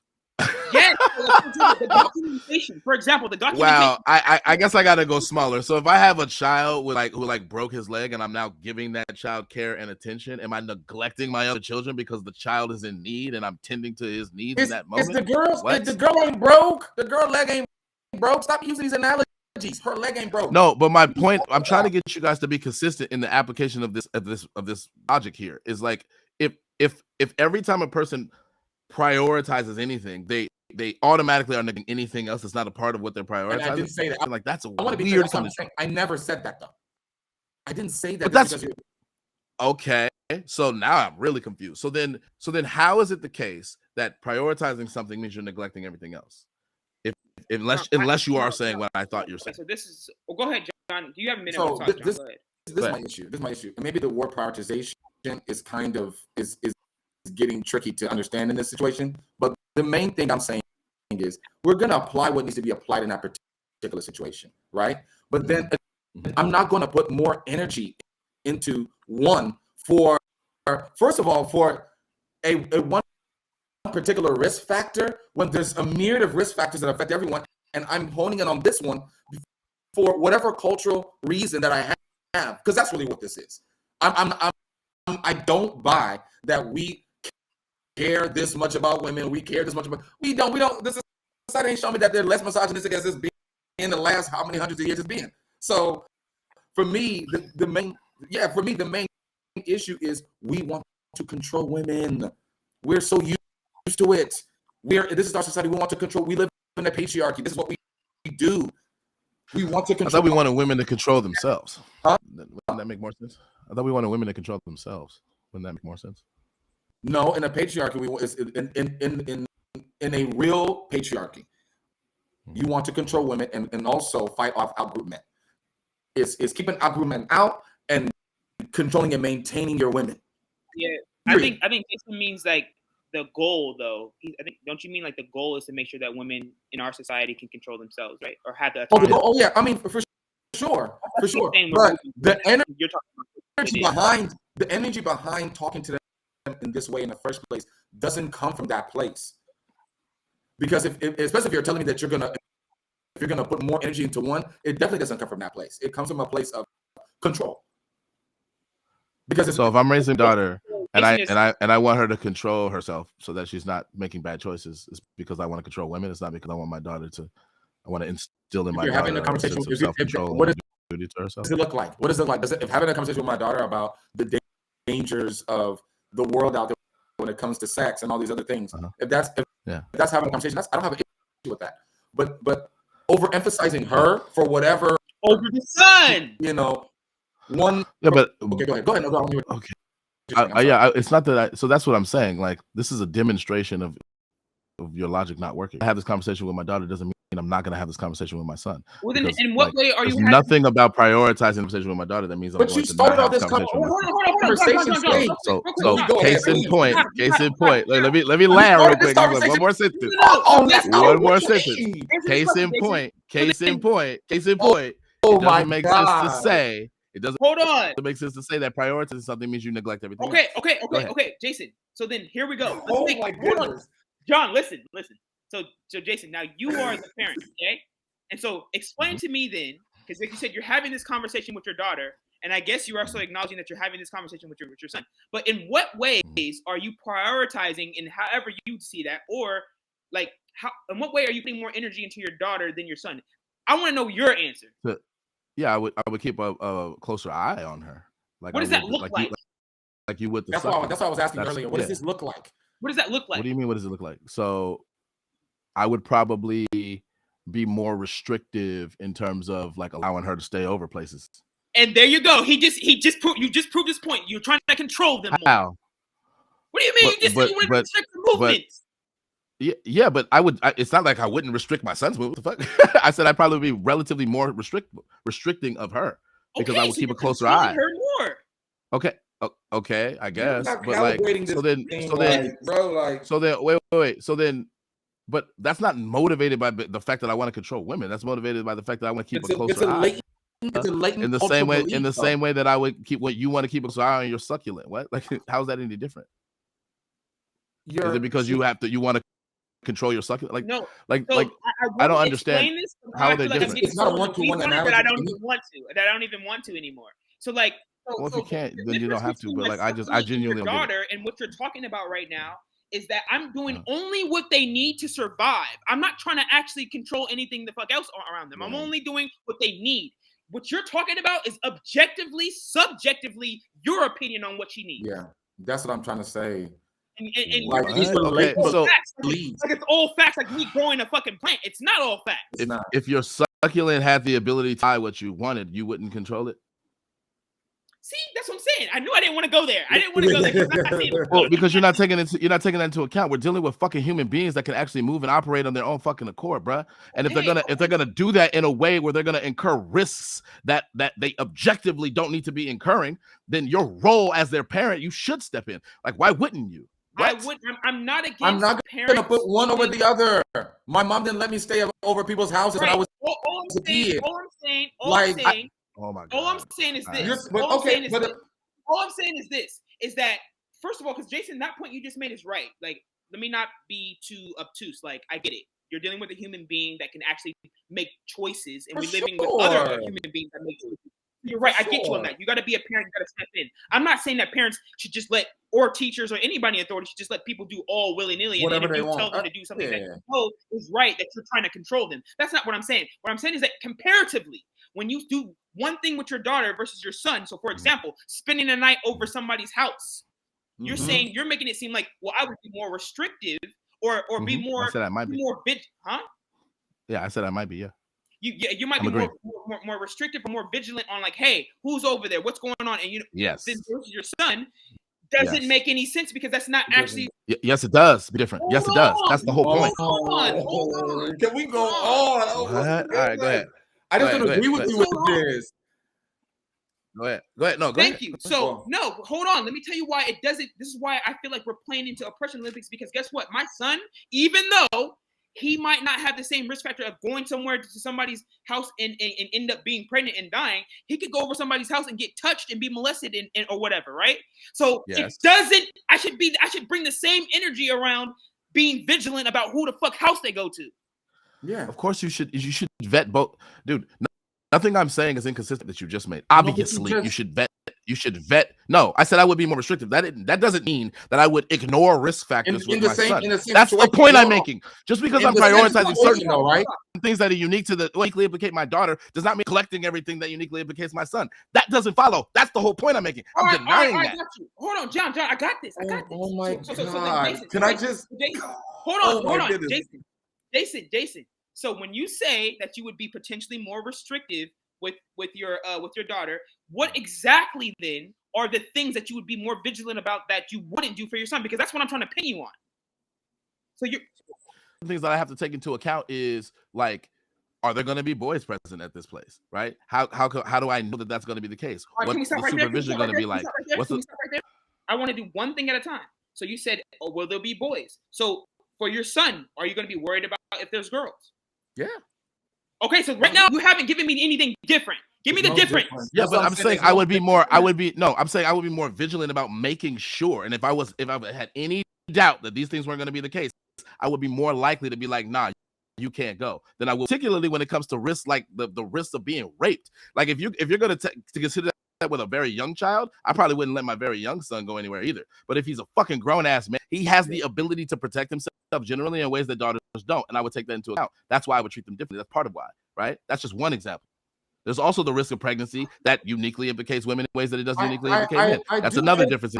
All of these things. Oh no, wait. I mean, you're laughing, but like all of these things you can't deny. Like all of these things, these differences, I would be trying to like the difference in risk. There is what I'd be trying to take into account, and that would account for the differences. I just take issue with your framing around.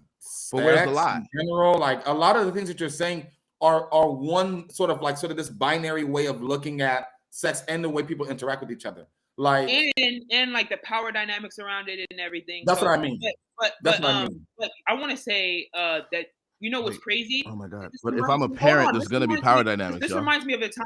Wait, hold on. Can you just acknowledge this point? If I'm a parent and this is my role, there's gonna be power dynamics that are unavoidable. You can't talk about this without there being power dynamics. When I said power dynamics, I was talking about the aspects of how sex works with gender. Boys and exactly. You as an authority as a parent. So, but anyways, this reminds me of a time where we were at school, Jason, and it was, and I guess I still can't use names, but one of the girls had got caught on video doing sexual acts to one of our boys. Yeah. And I remember the energy we had around removing the boy, but like making sure that the girl was like, like protected and like, cause there's going to be, making sure that the video didn't get out, making sure that nobody had it and all that kind of stuff. Right. And I remember after getting the boy out of the situation and like protecting the girl, I remember when the boy's parents came, and specifically his mom came. And I was telling her that, hey, we had to do X, Y, and Z with your son because we wanted to protect the girl because, she has all these different risks. And she said, well, what about protecting my son? Mm-hmm. And I think in good faith, you are trying to just say that, hey, there's differences in risk factors, and therefore I agree. I need to adjust my approach because there's differences in risk factors. I think in good faith you're saying that, but I think that also you're going down a slippery slope around. You're going to end up neglecting or not taking credence to the importance of the son too. It's so easy. That doesn't follow. So in the scenario that you're saying, are you neglected in some way?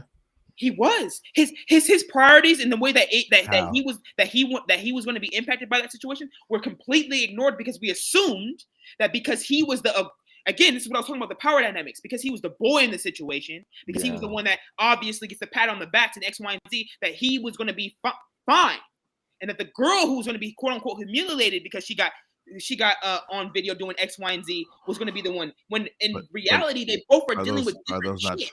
true? Huh? Are those not true though? Trauma. I think it's still a traumatic event for both people. I'm not saying that he didn't experience trauma, but the parts that you named specifically, that she was more vulnerable to being humiliated than he was, isn't that not true? It's true, but when we focus on that and don't acknowledge the way the boy is traumatized, the way the boy may not be the same after this, or we don't even care. But I don't think it was humanized us in a way where I don't think it was a function of neglecting. I don't think it was a function of disregarding it. It was a function of like you can't do both opposite things at the same time. Like what? I think you can. I think like you can walk and chew gum at the same time. And if he's not, wait, if you acknowledge that he's not subject to the same level of humiliation as the woman in question is, right? Then like to me, how you don't justify treating those things not the same, like those the circumstances around them and the risk factors around them are different. Energy on what they both need, and I feel like his priorities were not being met, and her priorities were just being not only prioritized in this, but made why can't we do them at the same time? I don't understand. Like what is it that also hold on, wait. What is it that ideally should have been done to prioritize his trauma that we didn't do? That's a conversation that we could have, but I don't necessarily want to have it because we're getting in the weeds of something. Can you just give me an example of the kind of thing that would I'd rather good to do to prioritize? At this point, I'd rather not. Okay, well, it undermines what you're saying, but fine. Okay, so we can change the subject if it's easy. Yeah. Like, at this point, we're getting in the weeds of the main point that I'm not really getting on right now is that tangent rabbit hole. That's fine. I'm gonna bring us back. The main point that I don't understand. I genuinely don't understand. And this is, I guess, we're just gonna have to agree to disagree. Right, and I'm okay with that. If you recognize differences in risk factors, right, and you act accordingly, that doesn't necessarily neglecting anyone, right? In the same way that prioritizing old people for COVID did not necessarily entail that we were neglecting the rest of the population. Sure, right? But so your argument is undermined in a fundamental way, becoming essentially that prioritizing in any way, shape, or form the unique needs that implicate a woman, or when it comes to sex and pregnancy and all the unique risks that implicate them, somehow entails neglecting your son. Like that doesn't even make sense. Especially doesn't make sense if all you have is an own child who's a daughter, by the way. But I think this is we'll leave that alone. It's a very myopic way of looking at sex. Yeah, that's what I'm saying. I think the way that we were looking at it lends itself to what I was talking about. But as far as logic goes, I can agree with you. Like logically speaking, in that particular in that space, yes. In that particular example, yes, I agree with that. But I still think there's a very limited way of looking at the dynamic. I feel like the way that we were talking about it and the way that it actually ends up showing up, and especially when I started pinning you, because I'm glad this is recorded. The way that you started talking about the things that you would actually do, because again, it's one thing to talk about things in theory and be like, well, see, it has to do with COVID. But when I actually started saying, all right, but what would you actually do differently? What does it look like? You started seeing that, oh shit. And I think that anybody who watches this will see that, and that's why. And at this point, I don't need to make my point anymore. That's the only point I'm making. Okay, but I won, but I guess it doesn't matter. Like it's recorded, it's gonna be distributed, so I'll let other people make the judgment. I still want to show the music video that we got away from, and I feel like y'all distracted me from showing it because y'all didn't want to see it. Okay, I can agree with that. We did distract you from that. So I'm gonna show this video, and then get like two. I totally did, but it's fine. We'll let people who watch it decide. We'll let people who watch it decide. Like I mean, you and I are gonna have a stalemate. You think you won? I know I won. It's fine. I'm about to play this video real quick. And I mean, John thinks I won too, so it's already 2-1. Okay, fair enough. So then, it's 2-1 right now. This is not a democracy. I objectively won. I don't care what John thinks. Like whatever. Whose podcast is this right now? Then I fucking won. That's how the goes down. Hey, I fuck with that, Muse. It's my podcast. I won. I won. Okay, yeah. I like that. I just do that tongue in cheek. That's not. I really have to. Of course, me too. I do feel like I won, but I don't feel like I won my podcast. Hold on. We're getting ready to go ahead and go into the video, but I want to say right now, gratitude to Muse for because we do this all the time anyway, and so gratitude to you for putting this on a platform for us to actually be able to distribute it to everybody. At the end of the day, and this is one thing I love about our relationship is that we can genuinely disagree on something. But I feel like our disagreement will be able to help somebody else be able to talk about this type of stuff. And so the fact that you have this on a platform, bro, and you're doing your thing, big ups to you for that, dog. Like for real. Very much. Yeah. And that's one thing I could appreciate is that we can have this type of disagreement, and then I could be like next week, like Muse, pick me up from the airport, and you gonna come through because you my nigga. And I fuck with you. I'm gonna be like, who won that last debate first? Hella petty, like you want me to pick you up, huh? Hey, look, you need me? Hey, who won that last debate though, bro? I won that shit. Fuck that. You know what I mean? All right, well then give it Uber then. Hella petty. Nah, $44.99 on my fucking tax. Fuck that shit. That's funny. All right, I'm gonna try to play this video. You were right in the sense that your logic was right. I do give you that. I just think in context it wasn't. Yeah. I don't disagree with what you're saying. And I think that's always your strong suit is that logically and that's what holds things that we could have an hour and 20-minute conversation is because logically you were holding a line. You only said the same thing the whole time.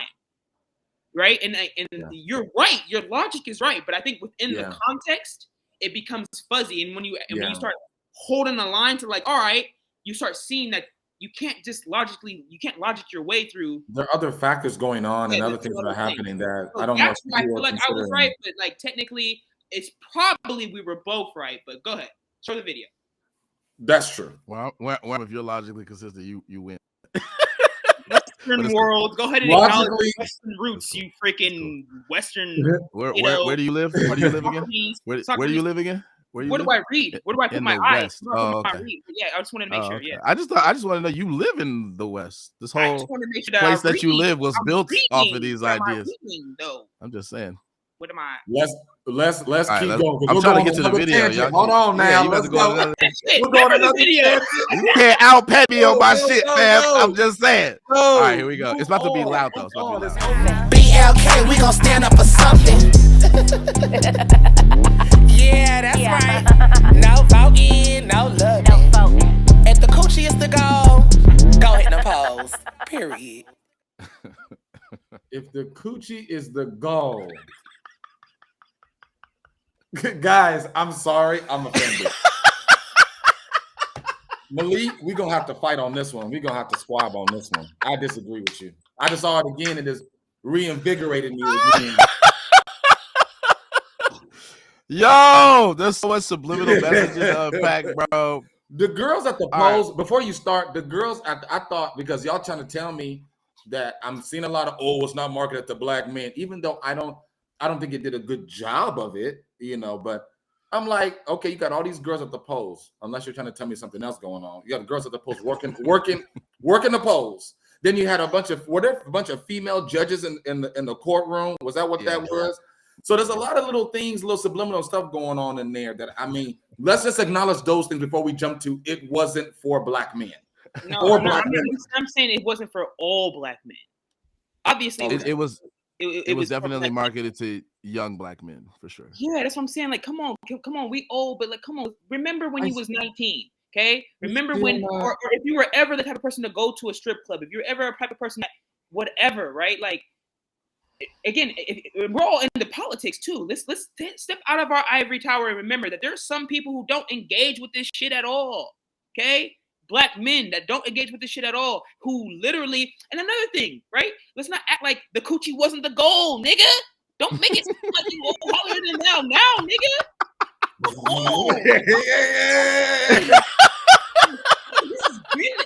When I was 19, hold on. I'm not. Hold on, man. Hold on, man. 19, Wait. Come on, bro. Like, No. About kindness that, like, literally, like, if it was like up to it and it was like, nigga, I'm trying to mess with this girl and she's like, nigga, but you gotta vote too or whatever, nigga, you might be persuaded, nigga. You might do whatever it takes. This is my issue.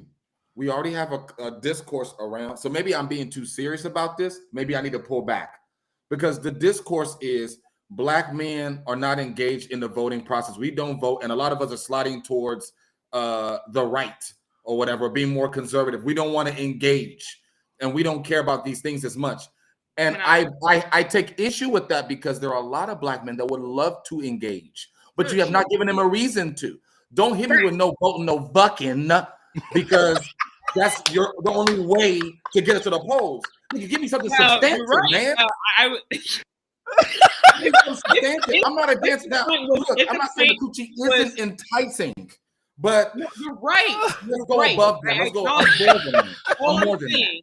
is that there is a population of people, of black men, or whoever their target audience is. Because if you're talking about the fact that has the Democratic Party specifically done enough to even galvanize the black community to come out like they came out for Obama or whatever, right? No, they have not done any of these things recently. And especially if this is their ploy to do that, then yes, this is stupid. I get that.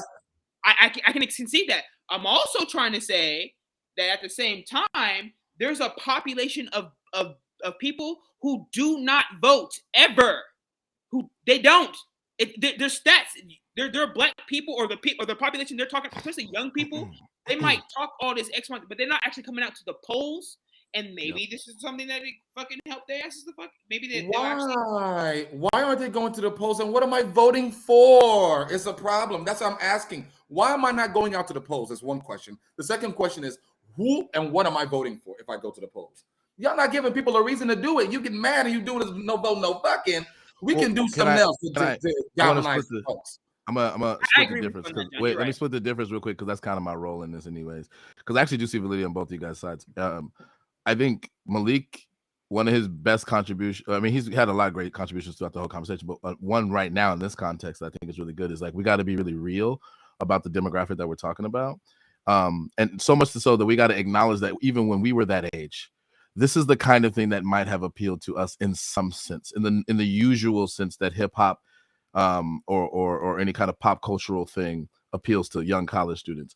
Like the cultural milieu in college when you're 19, 20, 21 or whatever, is the social dynamics are very much so about fitting in, about leveraging the freedoms that for a lot of people they have for the first time. They're out on their own. Casual sex is a part of that cultural milieu, especially in liberal spaces like UCLA, like campuses like that. So like, yeah, like as far as like acknowledging that quote unquote coochie was the goal, or at least, you know, if we want to make it more ivory tower, like a lot of the primary social motivations for a lot of straight young black men is that they're trying to, you know, navigate those spaces and meet women, and sometimes that entails that you're willing to do things that you normally wouldn't do, in general, not just vote. And a lot of them are not politically aware or active at all, not because they can't be, but because they're just not interested in that. They're interested in a whole bunch of other things. I remember when I was young, I was not very politically aware at all. I voted for Obama for the first time because he was black and for no other reason. I had no idea what his policies were. I didn't even need any other reason. I just wanted to be a part of the generation. It was exciting to be a part of the generation that might put a black person in the White House. That was me, very politically unaware at 19, 20. You know what I'm saying? So I got to be, and also I danced to music like this. I used to bump Trina. I used to fucking go to the club. Did you say 1920? Well, specifically at UCLA. What is 1920? Because I transferred. No, 19 years old or 20 years old. Oh, my bad. Got you. Yeah. So I'm trying to like I've covered this before in a solo dolo segment, and I've acknowledged all this stuff, but like we can't act all holier than that. Like we can't understand the minds of young black men. Especially if you teach high school kids, like, you know how they think. So like I do acknowledge it. But like take that into account with your critique though, because I think you still have a valid critique in terms of like, well, like even if you had somebody that age who wanted to be politically aware, who wanted to be active, what would genuinely motivate them other than something like this in the first place? Which I think I'm gonna take it a step further. I think that maybe I'm being a little bit more too charitable to the 18, 19, and 20-year-old male. You know, maybe I'm being too charitable because I think that. And it doesn't mean that there are, okay, if you look at a pie chart, right, of what is in the front of people's minds and where people are at when it comes to politics and political education, where they are when it comes to socially, dating, sex, where their focus is, of course, it's going to be staggered around different things. Wait, this is a dating site. We don't need to go into a big pie chart. It's a dating site. No, but I'm just no. But he said, but this is what Jason's talking about: the young black men in general, right? Young black men, but not just a dating site. The dating site is a part of it, but it's being marketed to black men. It's happening. It's happening into wider social norms and a social milieu more generally. Not the dating app is part of the context, but it's only a part of the context. It's not the whole thing. So if we're marketing, you like generally, particularly marketing of this kind, where it involves pop cultural references to what's hip and what's edgy and what's cool, Like there's a wider like social milieu that is tapping into.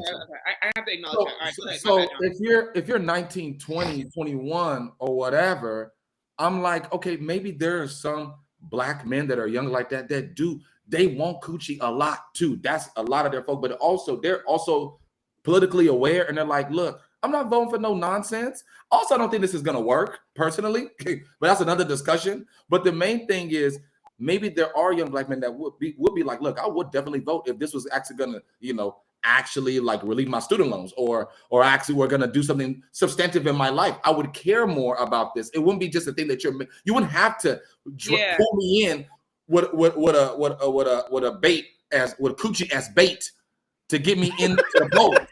You wouldn't have to do that.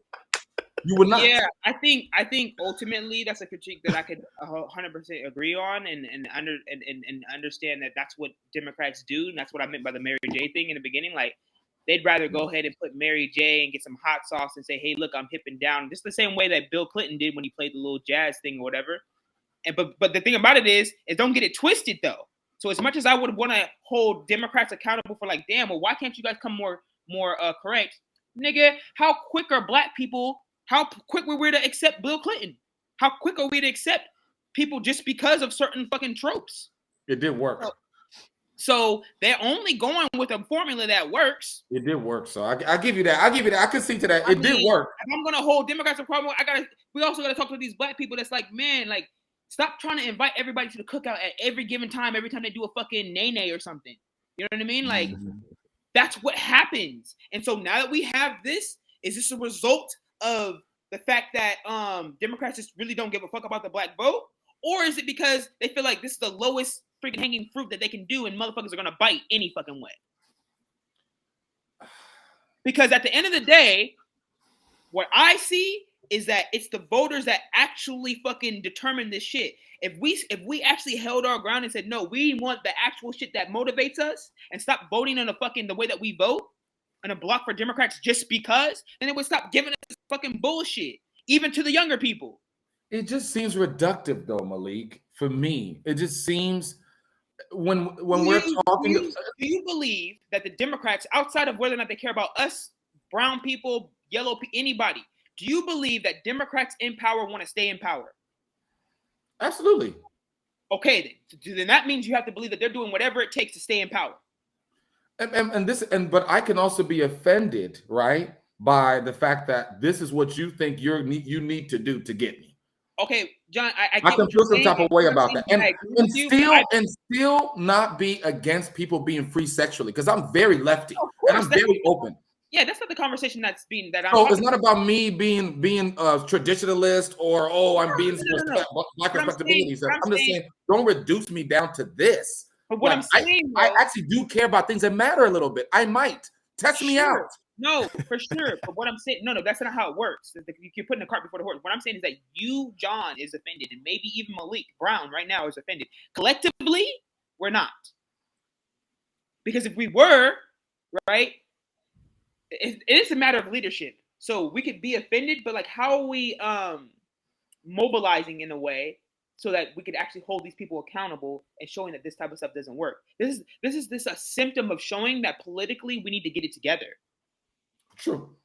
I agree with that. For example, when leadership like Black Lives Matter, I heard that one of the founders just bought a $4 million house. Oh yeah, she balling. She over there enjoying that Black Lives Matter money. And we're not gonna start with Sharpton and all them folks, right? So like, what happens is we Black people are become really good at capitalizing off of our own suffering and X, Y, and Z, and the people who are in charge end up looking out for them fucking selves and not continuing the fucking movement and actually doing the things that are fucking important. So now we end up with this. I can't be mad at this right now. If I'm going to be, first of all, I don't care. That's the first. Can I say something? I'm not waking up every morning like, oh my God, no fucking no. You know, I'm not waking up every morning like I'm mad about no vote, no fucking. I don't care that much about it. But I will say this though, to a degree, I'm disappointed that this is where we're at. At the very least, I'm disappointed. Not in the actual video, but the fact that it isn't inconsistent with what you're saying right now. Because you're saying, why would I feel some type of way when I know this is where we're at anyways? and then this, and that we haven't done anything about it. That's disappointment too. That's disappointment as well. That we've allowed it to get to the point. I'm also putting the blame on myself as well. That we've allowed it to get to the point where this is what we do in order to get people's butts in the polls. And once again, what am I voting for? And even if I were to concede and say, okay, yes, guys, this is a good idea. Yes, let's do this. Do y'all really think this was as productive as y'all saying it is? Or is this just was this like sort of like a gimmicky thing where folks saw something? We got exposure to the idea of voting. It might put voting in front of people's minds. But am I really going to go in the polls after this? No, but look, again, like I said, I believe that Democrats are going to do whatever it takes to, or Republicans and all of them, they're a gang. They're going to do what their best interests are.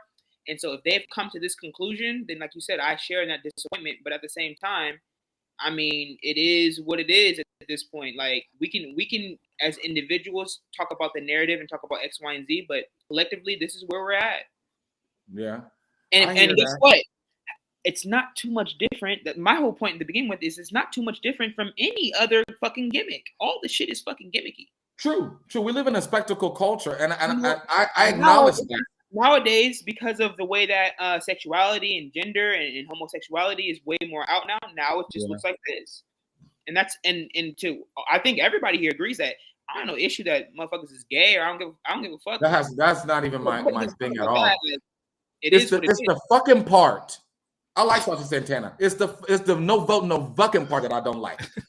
Well, I will say that that's not new either, right? The idea of women abstaining from sex to get whatever out of men on a political level, wasn't Spike Lee? And then we need to talk about that as well too. That's another problem. Sure. You know what I mean? But I actually got a question about that. So I actually made a commentary about that directly contradicts kind of what you were getting at, Malik. So I kind of want to see where your head is at with that. I don't think there was ever a point in the history of Black politicking in this country where a primary modus operandi for getting Black people to do anything was women abstaining from sex until men did it. And if you think that there was such a time in any time in the history of Black politicking in America, what would that time be?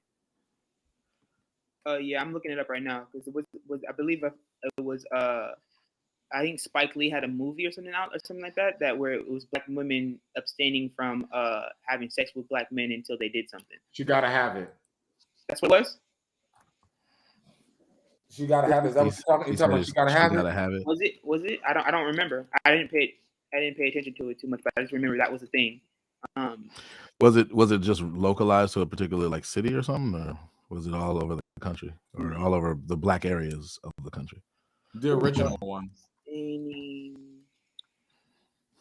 Or is that I think she got to have as the opposite, actually, if I'm mistaken. Yeah, I don't see. I have to let's see. Yeah, I don't remember if it was She Gotta Have It, and I'm trying to look it up right now, but I'm kind of scrambling on it. But anyways, Jason, to answer your question, yeah, I do remember there being the idea around Black women abstaining from not just giving Black men sexual pleasure, but dealing with Black men in general. If you look at the feminist movement, so from the feminist movement on to what I was trying to talk about with this, I think there was a Spike Lee movie that was demonstrating that it was like a demonstration of like what the world would look like if women stopped giving men sex, specifically Black women stopped giving men sex in order to get what they wanted. And so from my understanding within the feminist movement, one of the reasons why Black feminism has splintered into different types of feminism. So you have Afro, or you have Black feminism.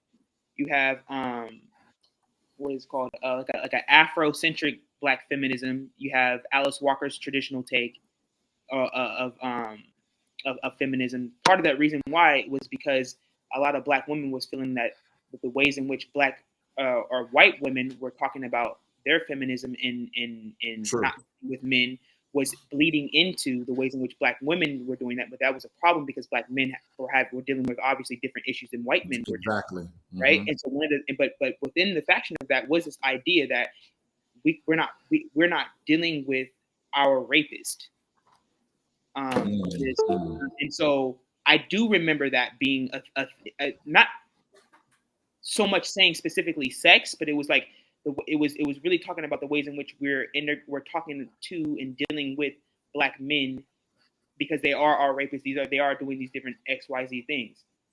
So I don't know if it's been directly, but outside of the movie I was talking about, the movie was very direct. Like, it was like Black women stop having sex with him. Well, also Steve Harvey's Like a Man. Think Like a Man also directly tells women, don't just be giving up the coochie without doing stuff. Like, think like a man. Well, yeah, but I don't think that that's quite what I was talking about. But so there has been I think a bunch of examples we can come up with historically where the idea of abstaining from whatever your man, or even I guess by extension whoever your partner is, for such and such a reasons, that's happened in the Black community for sure, particularly amongst Black church-going folk, for sure. But what I meant was like in distinctly political contexts, where this is a part of some kind of social movement or animus within the Black community, where women have bonded together for political objectives in order to motivate the men in their lives to move and politic in certain ways. I don't think we've ever seen that on any kind of substantive, massive scale. At least not to my knowledge. And if we have, that's what I was looking for an example of. It sounds like so far the thing that you're talking about it sounds like it's really localized to like a certain neighborhood or maybe a certain city. No, but the not like only thing I can national. remember is this damn movie that I'm trying to look up right now, but that's the only thing I can say. So then, generally speaking, no. Generally speaking, I agree. Like, I haven't seen it like that either. But there's this movie that I swear was calling upon that. So fair enough. I mean, when you find it, let me know. That would be news to me. And if the movie just kind of like demonstrates the idea, but it's not like real in some way, then I think my bold claim that this has never happened would, I guess, in some sense be correct. But I could be wrong, and I made that clear in the segment that I covered. I was just curious if you knew, because I did make kind of a bold claim, but I'm willing to retract it or correct it.